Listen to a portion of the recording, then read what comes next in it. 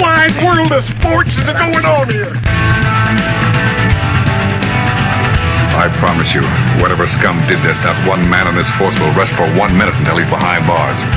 Now let's grab a bite to eat. Yeah, come on. I feel the hot wind on my shoulder and the touch of a world that is older. I hit the switch and check the number, and I slumber.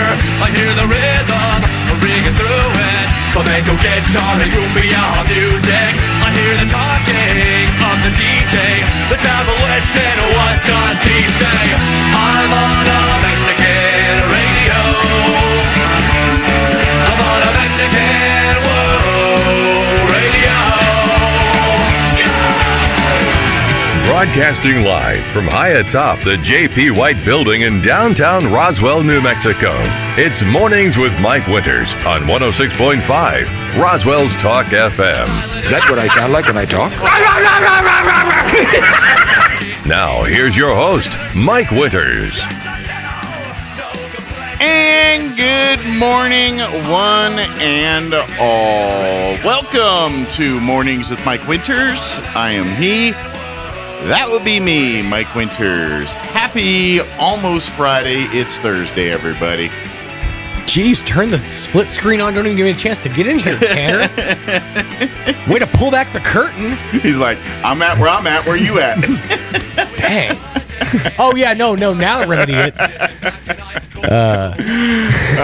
Happy Thursday, everybody. Yeah, welcome to it. Welcome to another warm, delightful day in Roswell, New Mexico.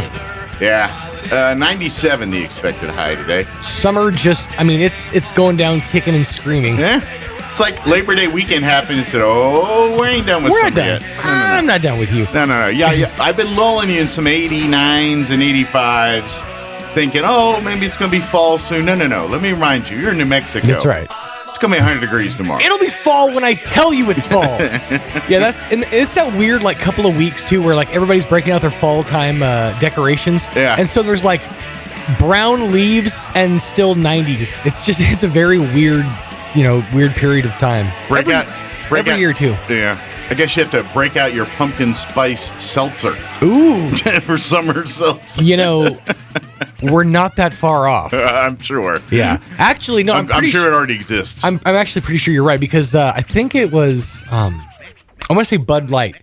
Actually, we were just talking about this. Yeah, they got It's a 4-pack of flannels. It's like flannel flavors, basically, fall time. So it's maple pear, pumpkin spice is one.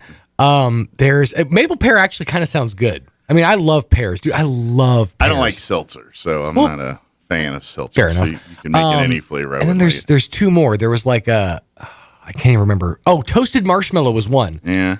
I came in last week talking to Mike. I was like, I know there's FCC regulations on drinking alcohol on the radio, but do you think we could try these? Because I would love to just do a taste test. I don't know. Just for toasted marshmallow's sake, because I'm curious what a toasted marshmallow seltzer tastes like.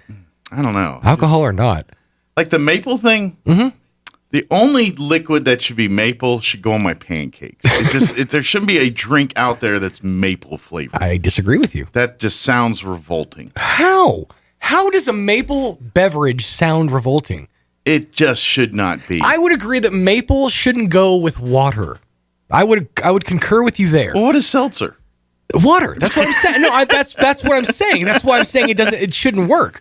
But I feel like the pear is enough of a juicy cut in that it's probably going to be mostly pear, just with a hint of the maple for the sweetness factor. Yeah. Because pears can tend to be a little bitter. So I'm thinking the bitterness factor mixed with the seltzer probably wasn't a perfect experience. So they added a little maple in there at the end just to kind of round it out. Well, I will rely on the judgment of others to try that. Saying it might be fun. Just sounds gross. Happy Thursday. Not quite weird seltzer time yet. Got to wait a day on that. But this whole week's been weird. This is our Wednesday, but it's also our Thursday. Yeah. It's very weird. It's the 4-day work week. Still, I mean, now granted, I was working until 7:45 last night, but yeah, my eyes burst open about 5:54 this morning. Just enough time to do exactly nothing before jumping in the car and coming to work. He rolls out just like a. Don't even have enough time to have an English muffin. No crumpets. No nothing. Forget my nooks and crannies. I got to go to work. Pot of tea. None of that. Let me give you the rundown for today's show. We're going to start this hour about 7:15 or so. I'm not sure if it's going to be Chris Samuels or someone else from the RHS band, but folks from the Roswell High Band. The Big Red Band from Coyote Land. Will join us because this Saturday, 9/11, they are having a March-a-thon fundraising event. Nice. And so they're going to be marching around. They've got a token, a created path or a route, I guess you could say. Sure. On the south end, kind of blocks around RHS. They'll go up to like Walgreens, but as far south down to South Park, and then it kind of that whole area there. Okay. And so they're going to march a route through there, and then, and of course, people sponsor and give them money. But it is money being raised for the RHS band. So, and then celebrating and remembering 9/11 all at the same time. We did this one time, all of one time in my history of the Big Red Band from Coyote Land. Yeah. It was my sophomore year. I almost died. It was a lot of marching. It was a lot. Now, I'm curious if they're doing full formation, if they're doing like instruments and everything, because that's. Oh boy, we actually had to train for it. It was for like a full week. The whole band went to the track, and we just walked the track for like the entirety of band class. Gotcha. Just to get in, get your cardio in and get it going. Because you have to remember now. This is the thing you have to bear in mind. They're glide stepping. You ever glide step? I mean, you march, so you know the pressures of synchronized marching. But glide stepping is a whole other thing. It's getting the toes up. It's rolling the foot. It's a lot of calf work. That's why my calves are still to this day bumping the way they are is because of my marching band days. So this is, tip well, folks, because this is a whole lot. Yeah, shin splintery as I'm well. telling you, this is that's a whole lot. But they're going to be out Saturday. I don't have the times or anything, but we'll talk all about that with them here in just a little bit. In the 8 o'clock hour, about 8:15, Mayor Dennis Kentai will join us here. Mayor of Roswell. Tonight is City Council meeting. That's going to be 6 p.m. out. Are you sure? Yeah. Because you had your Tuesdays and your Wednesdays mixed up. No. I got a email Friday. Okay. With the agenda for the City Council. Nice. Meeting. So I know there is one. There you go. So. Just covering your base. Gotta have you back. Stupid calendar. It'll get you twisted. So Mayor Dennis Kentai will preview tonight's City Council meeting with us here about 8:15. And then in the 9 o'clock hour, about 9:15, Lynette with the Kids Arts Program, CAPS program. They'll join us, and she'll talk all about, sign up for classes and excuse me, talk about upcoming events, all of that stuff. So that'll be about 9:15 or so this morning. Plus, we'll have all of your normal features or regular features. Normal, regular, yeah. Us features. That includes local news, your national news, town hall business updates, Kim Commando, and whatever else we can come up with. There's a couple things in my career in radio that's like they've always been like I need to have this thing to know that I've hit that milestone in my career. Right. One of them was working in one of those studios with all the windows where like like the traditional radio studios where there's like the big plate glass window with like the logo on it. Oh yeah. And I got that early on in my career. So that was like one milestone. I've always wanted to work at a station with a cough button. Ah. Like you hear like all the big names, they got the cough buttons. Yeah. I know it's just hitting your mic button off, but there's specifically a cough button on in certain lofts of radio. Yeah. I think if I make it like cough button radio, I feel like I've made it. You need to get Gene to tell you a story. Yeah. There's a story. I don't want to tell it and do it because it's his story. But it was when in his younger days working in radio, and he was like doing his morning show, and they had like a new news guy coming in, and the guy thought something was a cough button that wasn't a cough button. Oh no! It was something along. Yeah. And back to the news. Yeah, you have to ask him to tell you that story. That's the thing. You got to make sure your cough button works before you use your cough button. Yeah, ask him to tell you that story. I don't know all the details and everything, but that's roughly the story. Spoiler: cough button wasn't a cough button.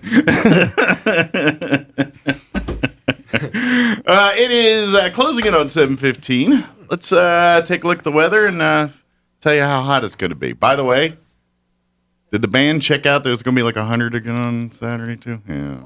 All right. Sorry. Bad news, Bear. Here's your weather. I'm meteorologist Steve Hamilton with your Pecos Valley weather. The heat gets turned up a little bit this weekend, and rain chances look low with high pressure in place. Sunny and hot today and hazy with our afternoon high in the upper 90s. Overnight will be clear with our low in the mid-60s. Another hot one tomorrow, upper 90s to right around 100 and sunny. We'll be in the mid to upper 90s and sunshine through the upcoming weekend. I'm meteorologist Steve Hamilton, and that's your latest forecast.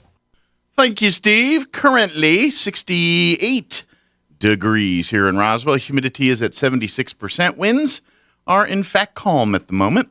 As Steve mentioned there, widespread haze all up in our brains today. Well, I don't know about the brains, but they say the sky at least.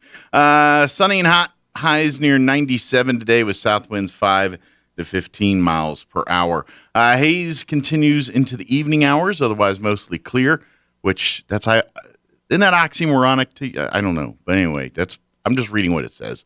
Expect an overnight low of 65, south winds 5 to 15. Friday, sunny and hot with a high of 99, south winds 5 to 15. It's going to be 100 tomorrow. They're just saying 99 to make you feel like it's a little colder. It's not going to be. And then for the weekend, Saturday, sunny, high of 98. South winds 10 to 15 for the afternoon. Excuse me. And then on Sunday, you're looking at sunny skies and a high of 96. What's next week looking like? I think it's going to be in the upper 90s again next week, too. Yeah. 95 on Monday, 96 on Tuesday, 92 on Wednesday. So maybe it starts cooling down as the week progresses there. All right, it is 7:17. Let's go ahead and take about a 3.5-minute commercial break. We're going to have Chris and Denise Samuels join us. We're going to talk RHS Band and the Marchathon happening here on 9/11. Don't go away. You're listening to Mornings with Mike Winters. Thursday edition of the Clay Travis and Buck Sexton Show. We will have updates for you on whether the Biden administration is actually going to get all of the Americans out of Afghanistan. Chuck Schumer said it had happened, but it hasn't. Plus, Clay, what do you got? More COVID insanity from our petty tyrant, Dr. Fauci, as we get ready for another weekend. What's going to be the overall impetus there? Plus the latest on the budget and more to be the Clay Travis and Buck Sexton Show. Travis and Sexton are on Roswell's Talk FM weekdays at 10. Almost everybody knows the Bible story of David and Goliath. Usually we tend to focus on a couple of things within that story, such as the size of the giant and the courage of David. I wonder if we lose sight, though, of the most important figure in that story. Behind the scenes is David's God, a God who empowers and a God who brings victory. Most of us have some giants that need to be conquered in our own lives. Some of these giants have shown up out of nowhere to test us, maybe even taunt us. Some of our giants we've created by our own mistakes and sin. One important lesson from David's story is that the giant really doesn't matter, but God does. So we face our giants with courage and strength, not because of our might, but because of God's. We stand tall, knowing that victory will come with God and that we will one day see that giant slain at our feet. This calls us to do two things. We've got to show up for the battle, and then we need to look up for victory. Our goal at Country Club Road is to help people conquer their giants. Join us at the Country Club Road Church of Christ for worship at 10 a.m. on Sunday, located on the corner of Country Club and Washington in Roswell. If you're missing a tooth or several teeth, a dental implant may be the ultimate solution. Implants look and feel so much like real teeth that you probably forget you have an implant. Maupin & Brown Dentistry is one of New Mexico's most experienced implant providers, with literally thousands of implant patients who are absolutely delighted with the results. Call Maupin & Brown today for an evaluation. You'll be surprised how affordable implants can be. Maupin & Brown, your choice for experienced, state-of-the-art dentistry. Big O Tires is celebrating its Carlsbad location's 1-year anniversary with big savings. Now through September 30th, get $50 off sets of 4 in-stock Big O brand tires. Up to $150 in tire rebates from brands like Goodyear, Pirelli, Bridgestone, Hankook, and General Tires. Plus discounts on oil changes, alignments, financing options, and more. Stop by either Big O location for these big deals. 4212 National Parks Highway in Carlsbad or 1305 North Main Street in Roswell.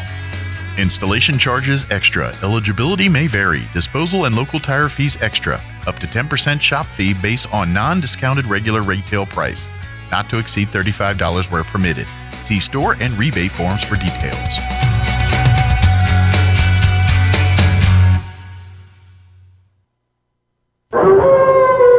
Your Roswell Coyotes are home at last. This Friday night, the Coyotes return home to the Wool Bowl to host the Tigers of Los Lunas High. 106.5 Roswell's Talk FM and KSVPTV.com will have all the action. It all kicks off with the pregame at 6:50 and kickoff at 7. Art Sandoval and Kelly McDonald will be on hand to cover all the action. Coyotes versus Los Lunas Tigers. Friday night at 7 on 106.5 Roswell's Talk FM and online at KSVPTV.com. Southeastern New Mexico's Sports Authority. Here's a Mornings with Mike Winters fun fact. It's considered good luck in Japan when a sumo wrestler makes your baby cry.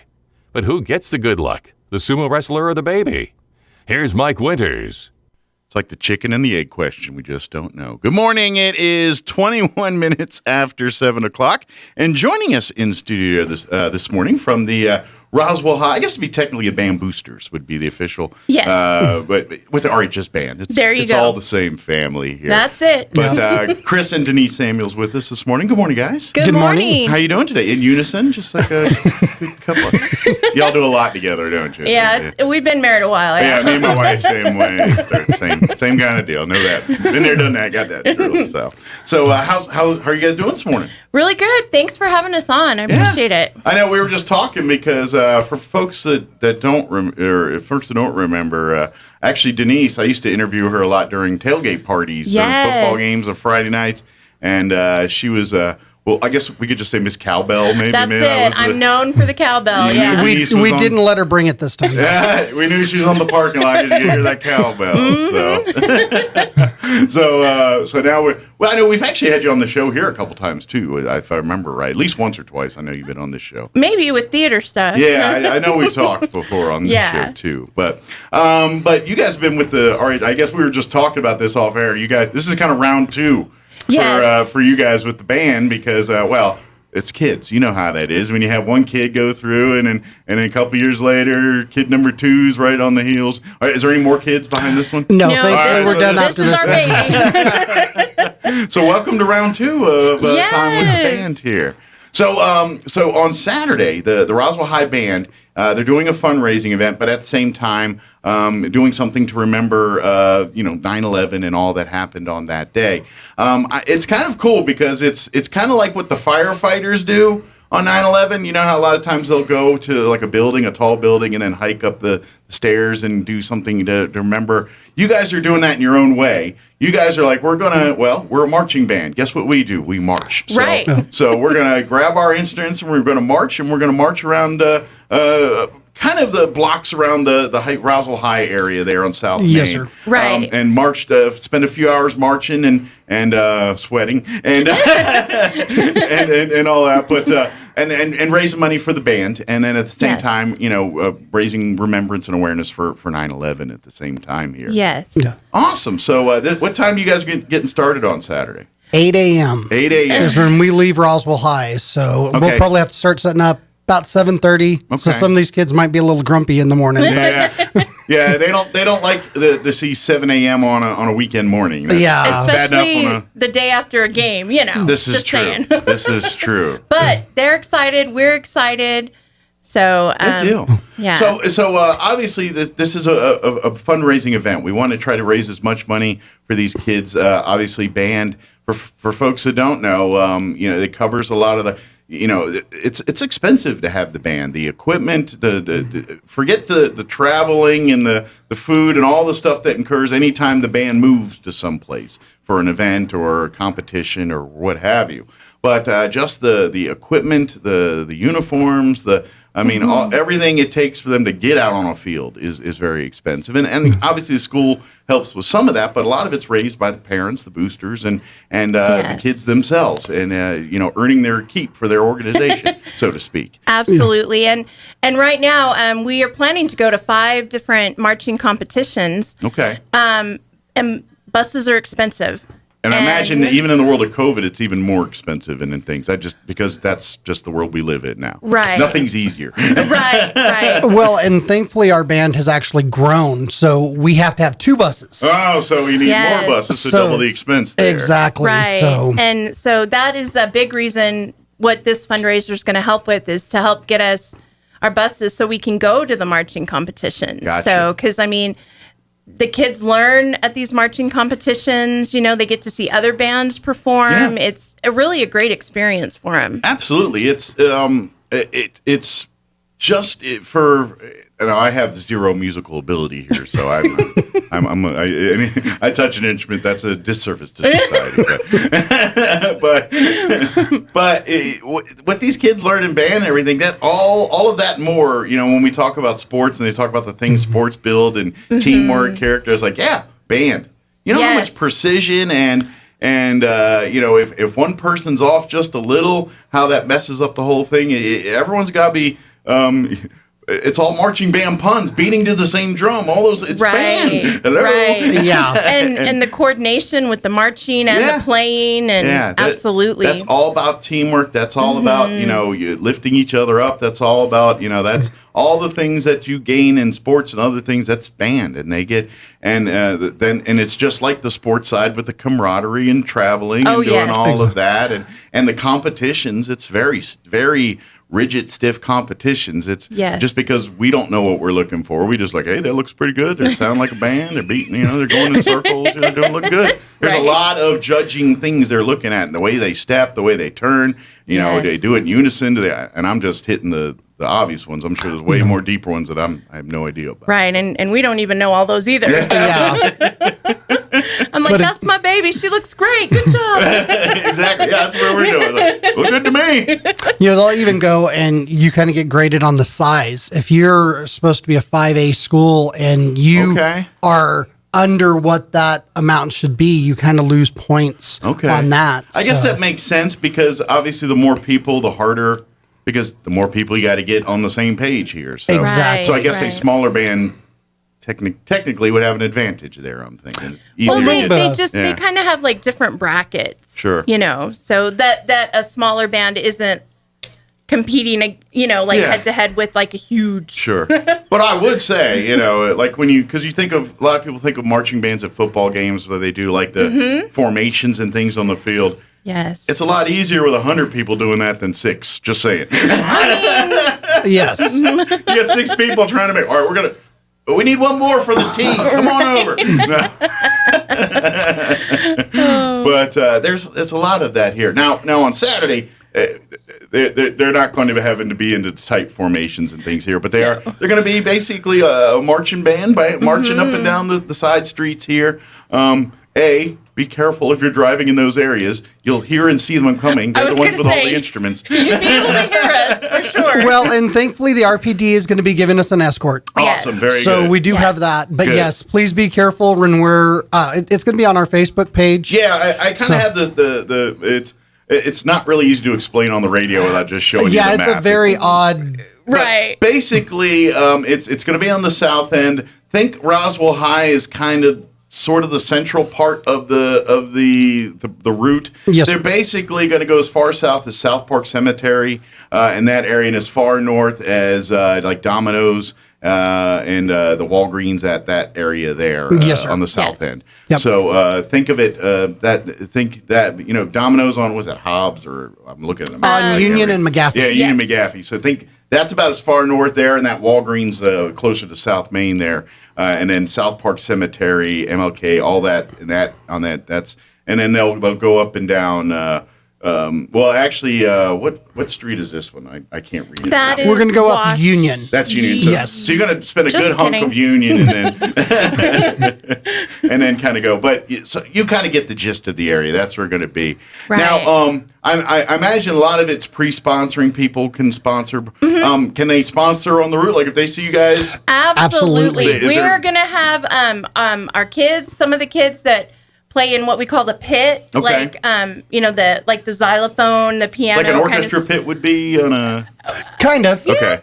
But when I think of pit in music, I think of like the orchestra pit. Right. Yeah. So we're going to have those kids carrying buckets. Okay. And so people can come out and fill the bucket. And just throw some money in the bucket. We are also going to make 2 stops. Okay. At Monterey Elementary. Okay. And Valley View Elementary. Okay. And do a performance there. Or a little, yes. And kind of a routine. water break for the kids. Sure. Right. And, routine, water up, water yes. fed.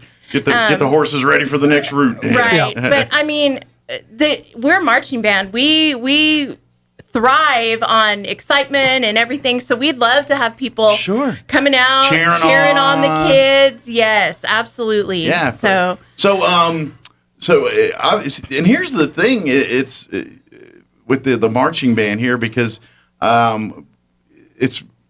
I mean, obviously you have to learn the songs, know the music, and all that. And that's very difficult. But then you have the whole physical element. Yeah, it's great. Okay, I can play all these songs, no problem. But can I do it after just walking a mile and a half while carrying a giant snare drum or a tuba or, all right, maybe the piccolo folks that don't have it so bad. But, people with the tubas and the things that are as big as they are, Right. Well, and marching isn't just walking. That we were under that impression when our son went through it the first time. Yeah. And when we saw him actually marching, it's like, okay, that's totally different than just walking. Yeah, Sean, our other host here, he was in the RHS band when he was in school. Go band! And he was talking about what did he call it? It's like the heel toe thing. Yes. Yep. Not sidestep or sash. What do you call it? A roll step? Yeah, maybe? he glide stepping. Glide step. That's the term. I can remember the term he was thinking. I'm an eavesdropper. Yeah, glide stepping. That's the term he's I was like, when do I get to jump in? So that was my question: are you guys doing full formation, like instruments and everything? Yes. Yes. They'll have their Not in the full wool uniforms. Though. Okay. They're gonna go summer. I would imagine. Yeah. We don't want the kids to, really kill over. Yeah. Those uniforms were brutal. Now I'm assuming they've updated since I was in band. Yes, they updated the uniforms. About 16 or 17, 2016, 2017. But yeah. up until then, they were using the white with the. Oh my God, with the suspendies. Oh, those uniforms were torture. I think the underlay is still kind of the same thing that you had. The overall thing, right? Mm-hmm. And the zip down, which was always such a pain. Like you think, because you're trained to zip up a jacket. It was a zip down. And it's just so counterintuitive. It was. I know it's. I'm trying to think how that works. So when it doesn't. Half the time it doesn't. The thing is up here, and you're like trying to do the thing and like hook your, and they're passing out plumes. It's just stressful. So you're zipping it up to taking it off? No, like you zip it down to like close it. Yeah, but like, how do you get into it? Imagine. How's it open to get into it? It opens like a coat. Homie, it just imagine the zipper is on the bottom. Instead of like a normal jacket, the zipper's on the bottom, right? Yeah. You hook the clasp and you zip up. Oh, so the actual mechanism's it's up here. up at the top. Okay, so I couldn't wrap my head around that. Yeah, you're like doing this thing. It was a whole lot of awkward. There's nothing easy in marching band. Right. Not at all. Sure. You can have the coat on upside down. No, I'm positive. With the sleeves maybe way down here. backwards. Yeah. Just kidding. I'm positive. This is what. Yeah, it's like you at the military. They train you in this high stress environment. This is true. So you're ready. When the time comes. Right. Well, at least you didn't have to get into it in 90 seconds. No, you certainly did not. Thank God for that. That was fun. That was our chem gear fun in the military. Here's your chem gear. You got 90 seconds. You're jumping around like trying to hop in a potato sack. And it's tough. Get the seal just right. But so what's the time frame on Saturday? What time is the band going to be forming, and what time will they start perusing the south end of town here? We should head out from Roswell High at 8 o'clock. 8 a.m. All right. Yes. Very good, kids. Yes. You got to be there, be ready to go at 8, which means you guys are probably gathering about 7:30. I'm thinking. That's correct. Which means you got to probably get up before 7. Yes. Yeah. So it's Saturday. I know. Well, you guys have already explained this to me.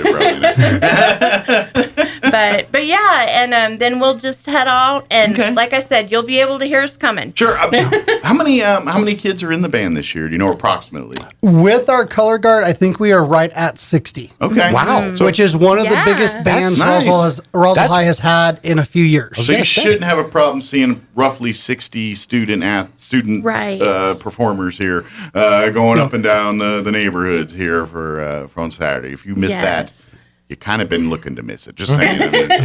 It's It's not like, I mean, not only is it going to be a large, vast body of kids, they're going to be playing instruments at the loud, as loud as they can. So, yes. So come please support them. Yes. Come fill the buckets. If you're not going to be in town Saturday, can they pre-sponsor right now? Is there a way they can? Absolutely. We have a Facebook page. Okay. They could just find us on Facebook and they can just message us. Okay. And one of the officers will get with them. Okay. And get something going. Okay, just look for RHS band. We're the RHS Big Red Band. Big Red Band. Mm-hmm. Look for that on Facebook, and then follow the page. You can stay up to date on what else, other activities and things. Mm-hmm. But then you shoot a message if you'd like to make a donation. And I think I saw something in here about you can sponsor by I was curious, can folks sponsor by the mile, like a certain student per mile? They can, or if they just want to do one lump sum.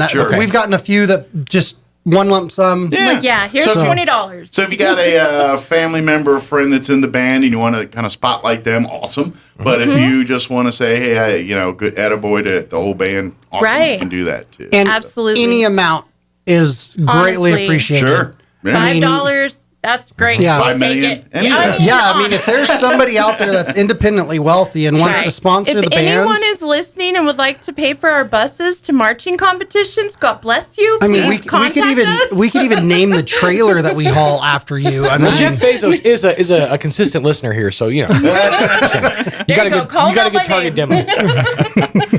I'm kind of curious about that.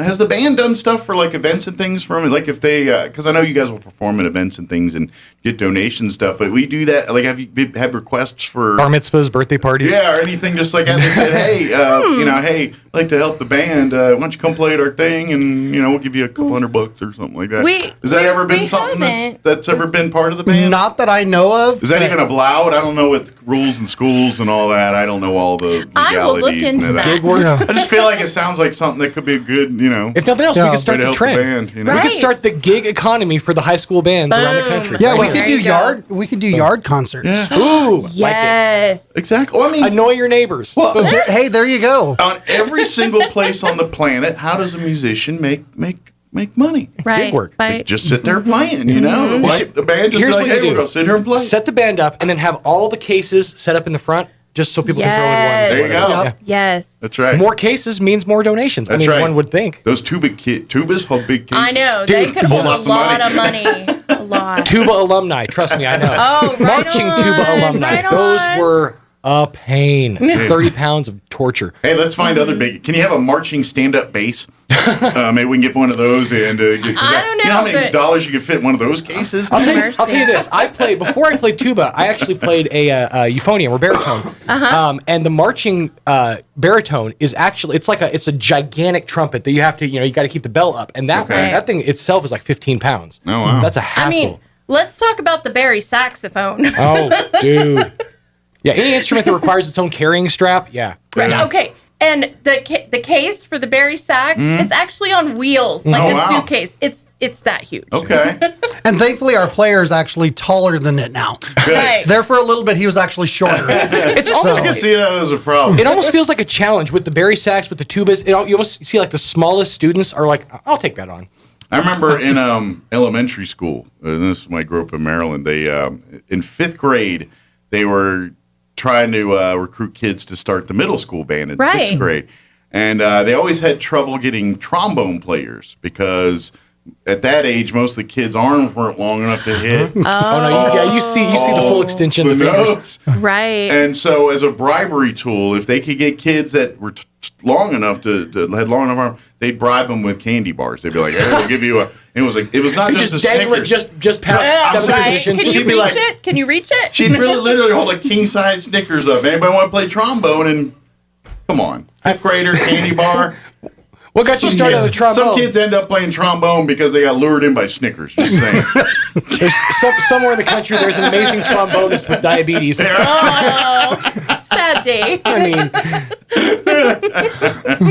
I got to go do the other station, but I'm curious. What's the show this year? It is the Matador and the Rose. Okay. Oh, okay. This is the competition show. Yes, and the halftime show.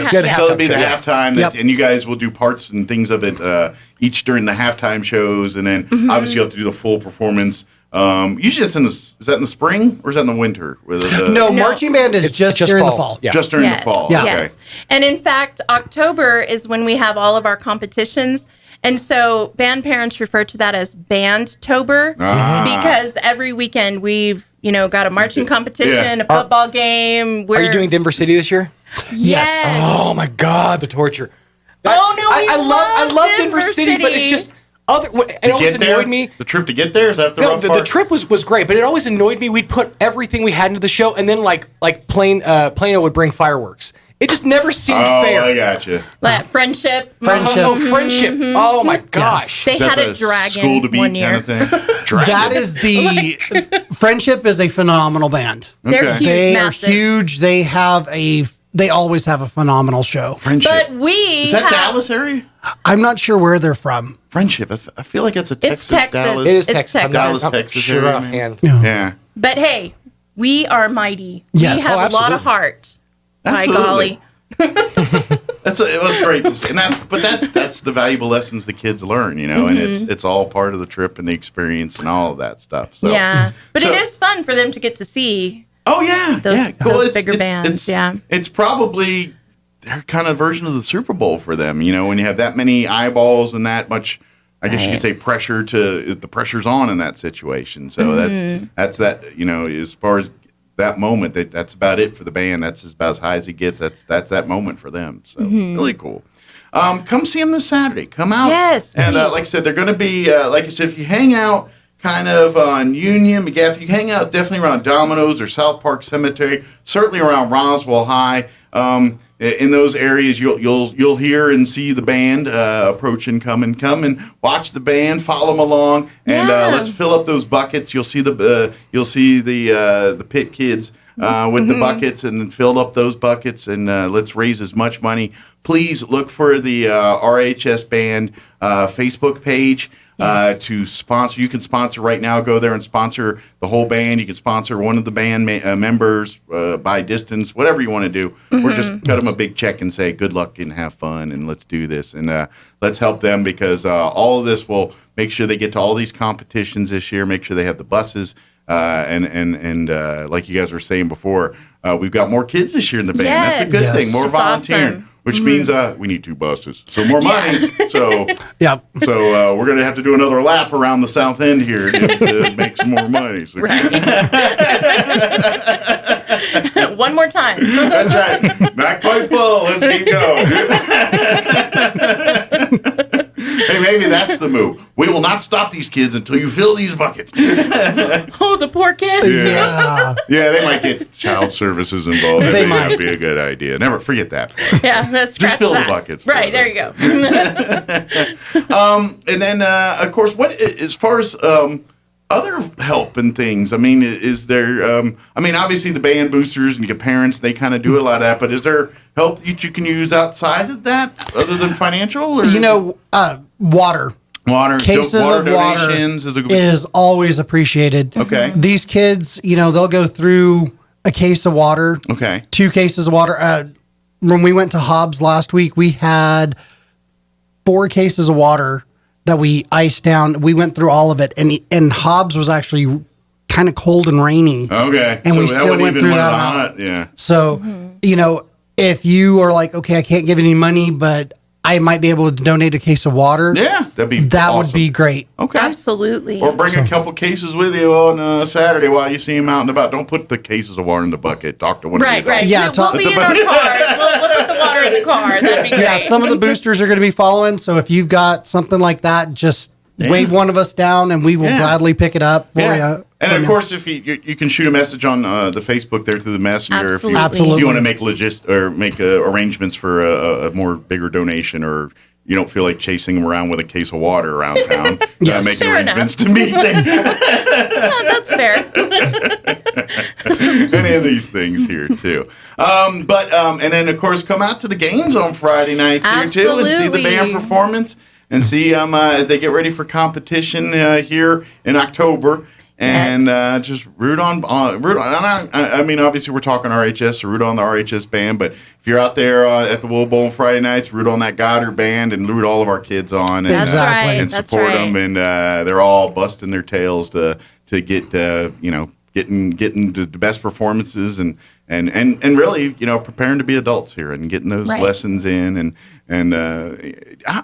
do quite a bit of kids actually get scholarships and things through band and stuff? Is there quite a few of the kids actually get scholarships through this? That's awesome. We have had a lot of our band alumni attend in Portales and also Las Cruces with the bands there. Awesome. And yes, they definitely can get scholarships. I'm glad to in hear the band. that too, because I mean, I was like, that's a bummer. If they don't, all that free labor and some college doesn't covet that, I would think somebody would. They do, yes. Definitely. Good deal. Yeah, because I imagine the band, the college band competitions are even more intense than the high school ones. I would think too, because I'm sure they demand a little bit more. As just like anything, as people rise up, the competition gets more challenging. Yes, absolutely. Yeah. Good deal. So come out this Saturday. Look for the RHS band. They're going to be doing their marchathon here on Saturday, 9/11. They're going to be out. Bring your flags. Bring your American flags. Let's make a patriotic thing. Oh, that'd be great. Yeah, let's make a patriotic thing of it. And please come out, cheer them on. The more, the merrier. The band would love to, musicians love an audience. That's the truth. These kids feed off of the energy. So if we have people screaming and yelling for them, they are going to be playing even louder. Yes. Yeah. So come on out. Look, like I said, look about 8 o'clock to start hearing the beating of the drums and the blowing of the horns and everything else, and go until approximately about 11 or so. Hopefully, do some we want to get the laps through here, and we obviously. The weather will, if it start getting really crazy, you can see kids getting little tired. And, All right, let's have they been training? Yes, doing the track. I'm assuming because we did one marchathon in my sophomore year, and we for the whole week leading up to it, we actually every day we just went to the track and just did the track the whole hour-and-a-half class. Oh wow! Yeah. It was a lot. But so I assume that some training, probably just some extra work on the extended marching. Yes. So, I'm curious, who's got it tougher in a march? Is it those that beat or those that blow? What do you think? Who's got the heart? Because I would think the folks that have to blow through an instrument, you have to control your breathing and walk. I imagine that's got to be harder than drumming. Here's the thing: as long as you've got the rhythm when you're in the percussion section, as long as you know the rhythm, it's generally just kind of a rhythmic thing. The problem when you're marching, especially with brass instruments, is you got to keep your bell up. So it's a lot of keeping this up. Okay. Also keeping in time with the glide stepping and remembering your notes and your music. Gotcha. And again, I'm biased because I was brass, so I feel like the brass probably have it a little harder. I mean, granted, the woodwinds there's quite a few challenges there as well. Yeah. And really the drummers are setting the pace anyway, right? Yeah. At least when I was in the military. When we marched, the drum cadence is what we're marching to. Here's the thing. That's our beat step. You've got your band, and then you've got your drum line. It was a completely different group, like a completely different. They had their own world. They have they build their own cadences. I would literally sit there and be like, I want to learn Rubber Biscuit. They would do their own classes, and so they know like 16 or 17 different cadences to keep the rhythm and things. But they pardon the pun, they beat to their own drum. Okay. Yeah. I was curious. That was good. I've seen that movie Drumline. Have you ever seen that movie? Drumline? I haven't. With Nick Cannon? Yeah, it was the early 2000s that came out. It's basically it's a sports movie, but it's Drumline in college and so all that. But anyway, that movie kind of made it like the Drumline guys were like the rock star cool. You know what I mean? They were like, the cool ones, and the rest of you got that was the impression that movie made. So was it kind of like that? A little bit. Okay. A little bit. Okay. One of my favorite things to do was drill downs. Yes. I loved drill downs. We would do. I don't know. Did you guys do the ice cream social this year? We did. Yes. Okay. Tradition. Of course.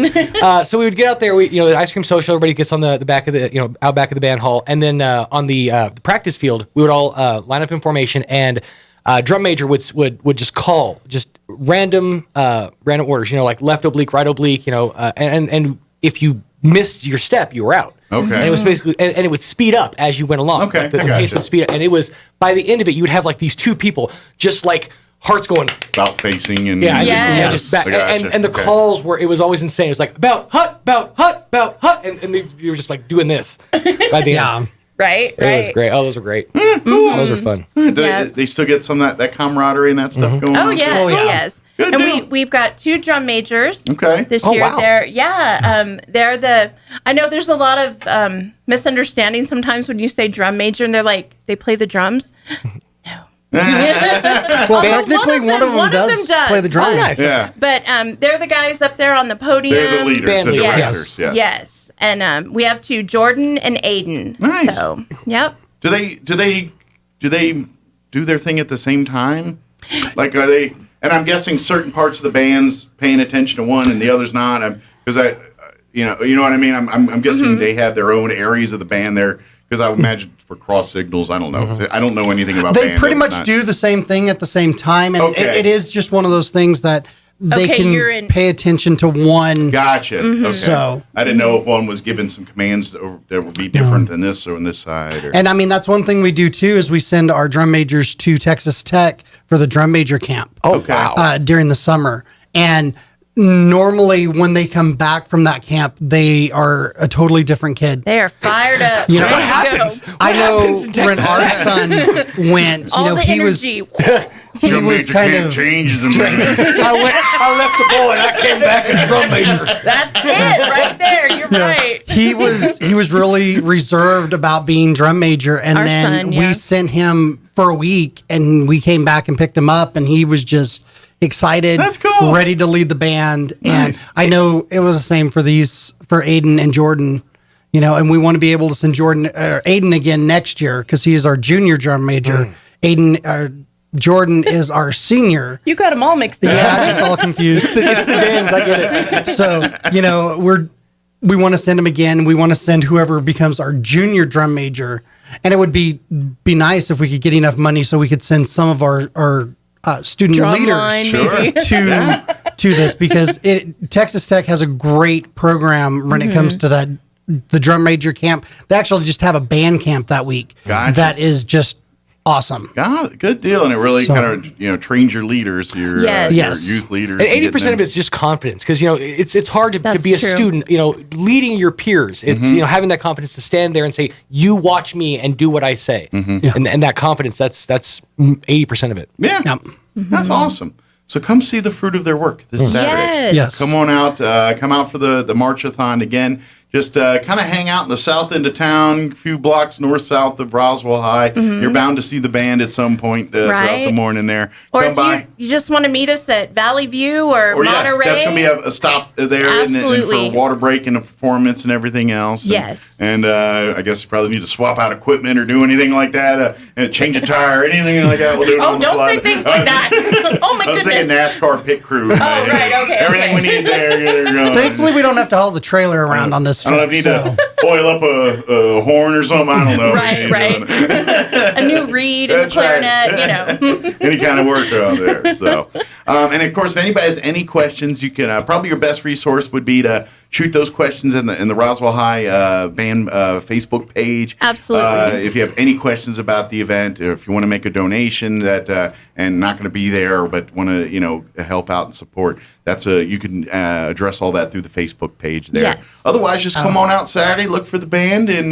like you said, you guys are going to be probably rolling out of Roswell High about 8 a.m. out of the parking lot there. So start there if you want to. They're going to start out there, line the streets there, and just get your spots. Come out, cheer the band, and give them some woos and claps, and maybe wave some American flags. It is also, it's a fundraising, but we're also remembering all those Americans we lost on that day too. So, Absolutely. and then the sacrifices there. So please come on out. Let's make it a patriotic thing. Let's have some fun, and let's support these kids and their efforts too. So yes, awesome. Did we get it all? I think so. We did. Thank you so much. Anytime. And, Thank you. Yeah, and if we want to get some of the, I know it's hard with the kids and all, but around competition time, they want to come and talk or afterwards and recap. And that'd be great. you do all that stuff. Just let me know. Awesome. Thank you. Yeah, they can. It's kind of hard to get a band in a radio studio, but maybe we can get one or two. Yeah. We might be able to get a couple. So. Sorry, trombone guys, you don't have the room. Piccolo people, come on in. Thank you, guys. We'll see you next time. Much. Thank you. It is 7:54. Let's go ahead and do a quick news update and quick break. Don't go away. Now for a Pecos Valley news update, I'm Jared Cirillo. West Mescalero Road will be closed to through traffic in Roswell between North Pennsylvania Avenue and North Washington beginning today to allow a contractor to insert water control valves in a water main to be followed by City of Roswell water maintenance and transmission crews replacing a failed section of the aging water main. The work is expected to take as much as 3 weeks. Residents of the 2,900 blocks of North Lee and North Kentucky Avenue, as well as adjacent sections of Vista Parkway and Vista Parkway Circle, will access the neighborhood from the west using Mescalero. Authorities have identified the men tragically killed in a crash Tuesday on Highway 128 near Loving. State police say 39-year-old Jesse Godfrey of Odessa, Texas, and 24-year-old Aaron Moreno of Midland were killed in the crash near mile marker 21. 2 other passengers in the car were seriously injured. The investigation showed a pickup driven by Godfrey was headed west when it crossed the center line, sideswiped a semi, and then was struck nearly head-on by another car. I'm Jared Cirillo. We've all heard the horror stories of hospitals, cities, law enforcement agencies, and of course the Colonial Pipeline, all paralyzed by ransomware. Now, international cyber criminals have a new type of ransomware, and believe it or not, it could be worse than having your computer's network and all your files frozen. I'm Kim Commando, brought to you by T-Mobile. Their advanced network now goes farther than ever before. Visit T-Mobile.com/55 today. The new weapon is basically this: pay up, or we will release all your data to the public, all your financials, all your proprietary business information, all your confidential business plans. Victims could face embarrassment or even business ruin. Imagine if the actual formula for Coca-Cola was released, or confidential codes to corporations' bank accounts. While this is a new kind of ransomware, it still infects systems exactly the same way as before. Someone opens an unfamiliar email or clicks a link, and you're infected. Get more breaking tech news at commando.com.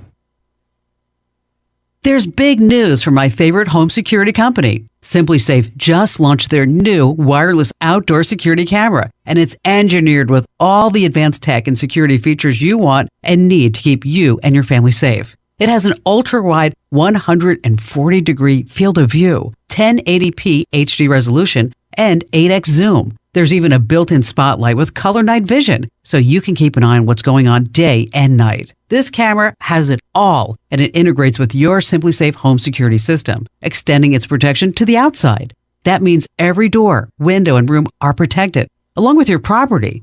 To learn more about the new SimpliSafe wireless outdoor security camera, visit simplysafekim.com. And SimpliSafe is celebrating this new camera by offering 20% off your entire new system and your first month of monitoring service free when you enroll in interactive monitoring. Visit simplysafekim.com today. That's simplysafekim.com. Times are changing, and today's funerals aren't always the sad and solemn events you might expect. This is Gabriel Casaus from Lagrone Funeral Chapel. Along with hymns and scriptures, today's funeral services are often filled with fish stories, country songs, and a joke or two, golf clubs and hot rods, favorite recipes, and kitchen disasters. At Lagrone Funeral Chapel, we believe a funeral should reflect your loved one's personality, passion, and sense of humor. When you lose a loved one, we're here, because at Lagrone Funeral Chapel and Crematory, we make it personal. 900 South Main, Roswell.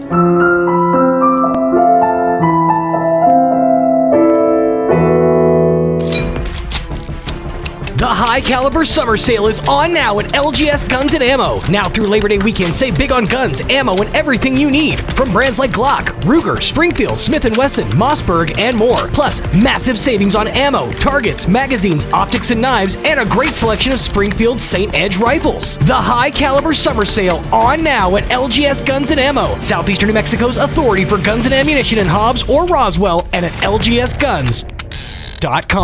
When you think of home health care here in Roswell, what's the first thing that pops into your head? That's right, Frontier Medical. We've been doing it better than anyone else for over 20 years, from in-home nursing to physical therapy and so much more. Doctors and hospitals from Albuquerque to Lubbock and everywhere in between have been trusting their patients to us here at Frontier Medical. So when it's time to make a choice, remember Frontier Medical. 575-627-1112. Frontier Medical. Name to remember.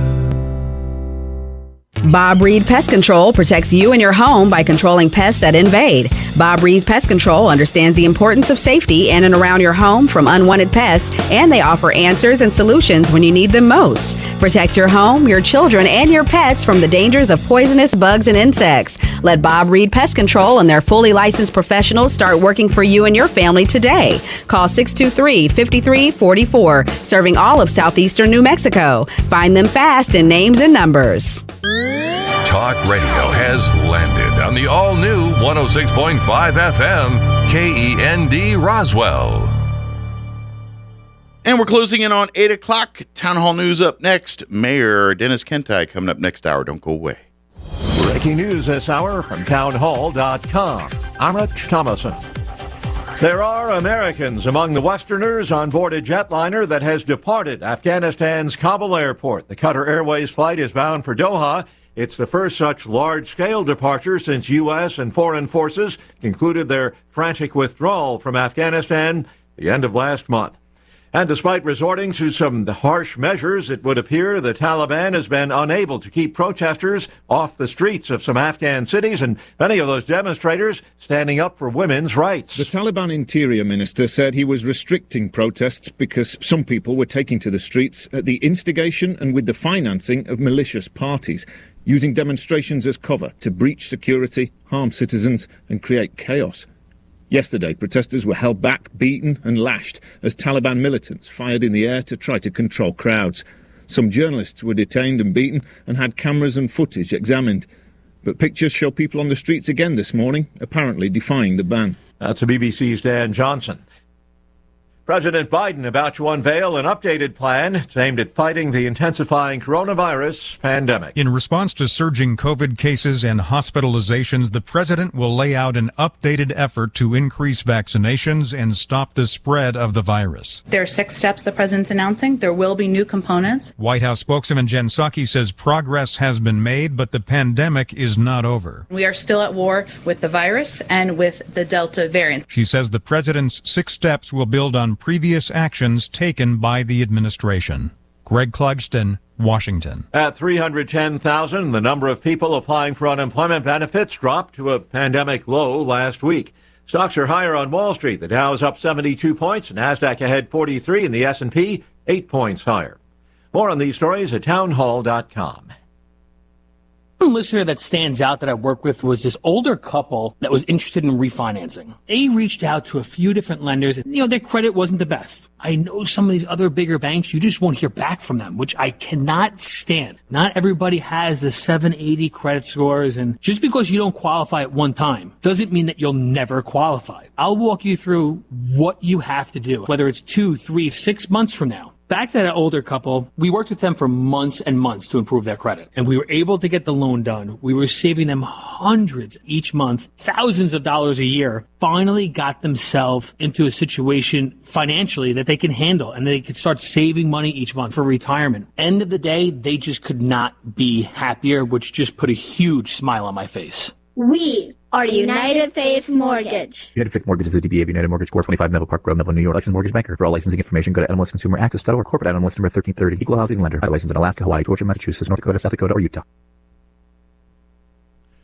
There's word of a key endorsement pending in a closely watched Wyoming Republican congressional primary. A person familiar with the decision, speaking on condition of anonymity, tells the Associated Press former President Trump plans to endorse Wyoming attorney Harriet Hageman in a bid to unseat U.S. Representative Liz Cheney. Cheney is one of Trump's most vocal Republican critics, and she was the most prominent Republican member of Congress to vote for Trump's second impeachment. Trump has already endorsed challengers to several GOP incumbents, including Alaska Senator Lisa Murkowski, Representative Fred Upton of Michigan, Representative Anthony Gonzalez of Ohio, and Representative Jamie Herrera Butler of Washington. Mike Gracia, Washington. Lebanon's government says it will start paying cash aid next month to hundreds of thousands of poor families.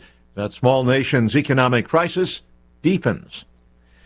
Breaking news and analysis at townhall.com. The Polish Senate begins a 2-day session during which it is scheduled to vote on and expected to reject a media bill. It's viewed as targeting a U.S. company and media independence. The bill, which passed Parliament's lower house last month, would prevent any non-European entity from owning more than a 49% stake in television or radio broadcasters in Poland. Its practical effect would be to force Discovery, the U.S. owner of Poland's largest private television network, TVN, to sell its Polish holdings. The lower house can override the Senate's rejection, but it's unclear if it can.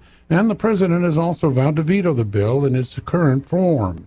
Jeremy House reporting. A Texas death row inmate wins a reprieve from execution for killing a convenience store clerk in 2004. The U.S. Supreme Court blocking the execution of John Ramirez. On Wall Street, the Dow up 87 points. More on these stories at townhall.com.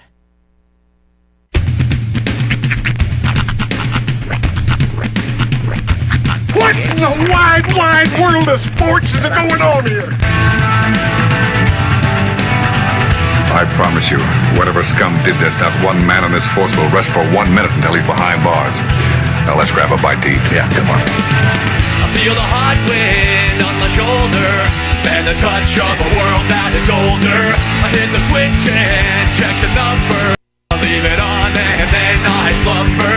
I hear the rhythm ringing through it. Flamenco guitar and cumbia music. I hear the talking of the DJ. The Revolution, what does he say? I'm on a Mexican radio. I'm on a Mexican radio. Broadcasting live from high atop the J.P. White Building in downtown Roswell, New Mexico. It's Mornings with Mike Winters on 106.5 Roswell's Talk FM. Is that what I sound like when I talk? Now, here's your host, Mike Winters.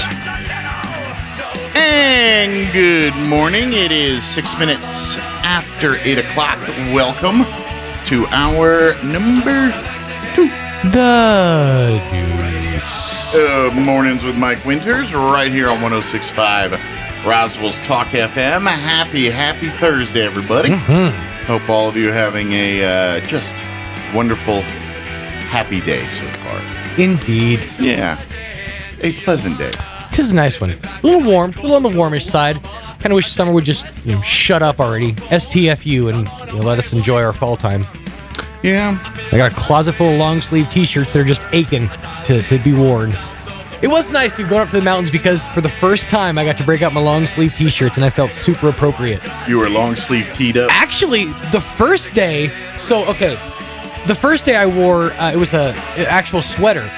But here's the thing. I bought this pair of pants at Goodwill a couple months ago. Yeah.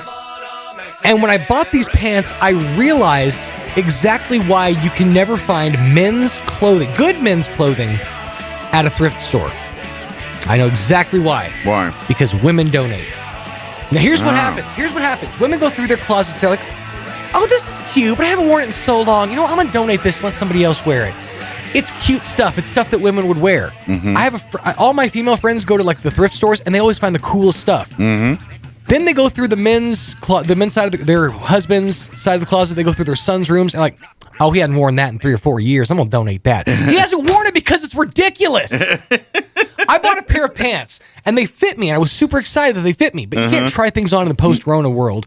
So it was a pair of, what's the Kmart brand back in the day? Faded Glory? Was that it? I can't remember. Anyways, so they're like carpenter pants. So they have like the carpenter pockets, the hammer loop and all that. But they're flannel lined. Like the inside is lined with flannel. That'd be nice up north. Super nice. Like I took them to Ruidoso and they were incredibly warm. Here's the problem. Style-wise, they looked like Jankos. They're like, on me, these are like straight baggy, just super baggy pants. And it's one of those looks that, yeah, if you were like a little bit street, you could probably pull off. Okay. But I'm me with my side part and my respectable sweater and then the Janko jeans. It's just a weird, incongruous look, But they were useful for that one situation when I was up north in Ruidoso and it was a little hammer cool. time pants. Exactly. I felt like doing the hammer dance up to the cabin. But incredibly, warm. but it's just like, when am I ever going to tell you? But that's just life, man. Men's sections in clothing is never. You go to any store, even I don't care if you even go to like your high end stores to your Kmart's and what have you. They always have this whole big vast area full of women's clothing. And then the guys get like 3 aisles. It's like a closet. Or like one little like section. Dude, it's painful to walk into like one of the stores in the mall that's like the clothing store. and then you see he's playing the violin. Well, see, this is why I don't care how I look. Everyone's like, y'all sloppy dress. Well, then give me better options. It's true. You know what? Then you get Capitals t-shirts and shorts. Don't give me an entire section of t-shirts that are just solid colors for $4.96 a piece. See, that's where you're going to really enjoy your life. Because when you get to that moment where you don't care that those pants are baggy or flannel or green. True. It's just one of those things. I'm at that stage. I don't care. Yeah, but I'm okay. You're lucky I got the 2 same shoes on today. I'm in new girlfriend mode, all right? It's one of those things where it's like I'm always trying to be, a little better than I actually am. I'm trying to make sure the shine doesn't come off the turd too quickly, There's some freedom to be said that it's one of those things where she's like, "Oh, I listened to your show the other day." I'm like, "Why did you do that? Please don't go. I mean, don't do that, please. I want you to like me." You're like, it's so much freedom to know that I'm like walking around and I'm like, I still got socks on and I'm like, I got to go outside. I'm not taking these socks off to put on these sandals. I don't care. I'm going to wear these sandals with these socks and I'm going to proudly march around outside and don't care. You know what it is? There's so much freedom to that. You know what I think it is? You never had kids. I haven't. So you get there's a certain quotient of people staring at you that you can take, and when you have kids, you get it all the time. Drink it in, brother. Drink it in. You want to stare at my socked, sandaled shoes? You know what's weird though? I'm learning that certain style things are not even choices, but just like things that I end up doing are genetic. Like I will randomly, don't even mean to, but like in my home, like when I'm comfortable, I'll randomly walk around with one sock on. Now that's mental health, man. You got some weird mental health problem. Well, when I'm getting comfortable, like things come off and one sock came off and the other one didn't. I'm just like, I'm going to roll with it. But here's the thing. I saw my son doing the exact same thing the other day. Well, you're leading by example there. Not necessarily. He didn't necessarily see me doing it. It's just it was odd that he was rocking the one sock too. I'm sure also by accident. It's one of those, I got lazy halfway through taking the socks off. See, and then years later, you're going to have some dilemma, and you're going to have to never have socks because they all keep lost because you left a dead soldier back somewhere else. What do you mean someday? Do you have any idea how many one socks I actually have? I am a sock hoarder because I'm so litigious about my sock placement. This is one of the few days I actually have matching socks. It almost never happens. Yeah, so count yourself lucky. Yeah, that's not my world, man. I'm dressing up for you. Oh, thank you. So now we fancy like that. But see, I don't care. I have no freedom. I have the freedom to not care. You do. You do. We're not going to talk about socks or clothing or any of that the whole hour. I'll say the rest of the hour. Well, I might talk about it, but be good. Mayor Dennis Kentai is here. We're going to talk about tonight's city council meeting, which what's on the agenda for tonight's city council meeting, which, by the way, is tonight, 6 p.m. at the in the city council chambers there in the Convention and Civic Center there. I'm curious. In the morning, when you get ready, do you go sock, shoe, or do you go sock, shoe? Well, I do the socks first. Okay. Then I have to put the pants on. Well, I do the shoes. Oh, fair enough. I met somebody that goes sock, shoe, and it feels like you're not planning ahead. Like, what if your house just catches on fire all of a sudden? Then you're running like lopsided. Well, okay. When I put my workout gear, then it's the whole 9 yards on that one leg. Okay. The knee brace, the sock, the shoe, the chaps. Right. Yeah. There you go. Makes sense. So that way you've taken care of that whole side completely. It's like a completed project. I see. Not partial, but complete. It makes sense. Then you can move to the other side. Mayor Dennis Kentai, completionist. There we are. There you go. It's all about the completion. There you go. That's how you learn the inside details. By the way, this is getting to be a very frightening. It's what we do. We take it here. The little radio station of horrors. How did we even start down that path? I don't even know how that conversation started. There's a method to that madness. I just don't remember what it is. I fell out. You didn't take your medication this morning. That's the problem. Well, that happens a lot. It is 9:14. Let's go ahead and get you up to date on the weather. I'm meteorologist Steve Hamilton with your Pecos Valley weather. The heat gets turned up a little bit this weekend and rain chances look low with high pressure in place. Sunny and hot today and hazy with our afternoon high in the upper 90s. Overnight will be clear with our low in the mid 60s. Another hot one tomorrow. Upper 90s to right around 100 and sunny. We'll be in the mid to upper 90s and sunshine through the upcoming weekend. I'm meteorologist Steve Hamilton and that's your latest forecast. Thank you, Steve. Currently 69 degrees here in Roswell. Not 70 yet, but it will be soon and more. Humidity is at 68% right now with winds out of the southwest at 5 miles per hour. The haze, they say we're going to see some of that today. Widespread haze. Sunny and hot otherwise with a high of 97. South winds 5 to 15 miles per hour. This seems oxymoronic to me, but I'm reading it verbatim. Widespread haze, mostly clear, with an overnight low of 65. I don't know. That was literally what the weather report for tonight is. Wow. Widespread haze, mostly clear. I heard it's going to be dark, turning to scattered lightness. That's right. I feel that's more accurate. Yeah. But how about a partial score? Home team 6. That's right. Now we're getting into George Carlin territory. Yeah. Exactly. Oh, golly. I saw him live one time. Did you? I would have loved to have done that. That was like 1970 or 71. Yeah, it was. I got to think he was pretty edgy. I'm not sure if he's my favorite of all time. If he's not, he's right in that top group there. I loved him. He made me laugh so hard. Anyway, sunny on Friday, high of 99 with south winds 5 to 15. And then for your weekend, warm one on Saturday, sunny 98, south winds 5 to 10 to 15. For Sunday, we're looking at sunny skies and a high of 96. And then next week, it's definitely going to be in the mid 90s for the first half. 95 Monday, 96 Tuesday, but by Wednesday we're down to 92. So maybe that's only 92. Maybe that's a trend of what the rest of the week's going to shape into. We'll see. All right, it is 8:16. Let's take a quick commercial break. We got 3 minutes of ads here we're going to play, and then Mayor Dennis Kentile will join us on the other side, and we'll talk all about tonight's city council meeting. Don't go away. You're listening to Mornings with Mike Winters. Celebrate the beauty of the Southwest during Yucca Blossom Trade Days, September 18th and 19th at the Eddy County Fairgrounds in Artesia. 2 great days with more than 50 local crafters, artists, and artisans showing and sharing their amazing works. Plus, fun for the whole family, including Zia axe throwing, a cornhole tournament, the Moose Caboose, mechanical bull, gyro, and the famous Runyon Ranch Petting Zoo. And enter the raffle for your chance to win the drawing live on 92.9 The Brand Sunday afternoon. Yucca Blossom Trade Days, September 18th and 19th at the Fairgrounds in Artesia.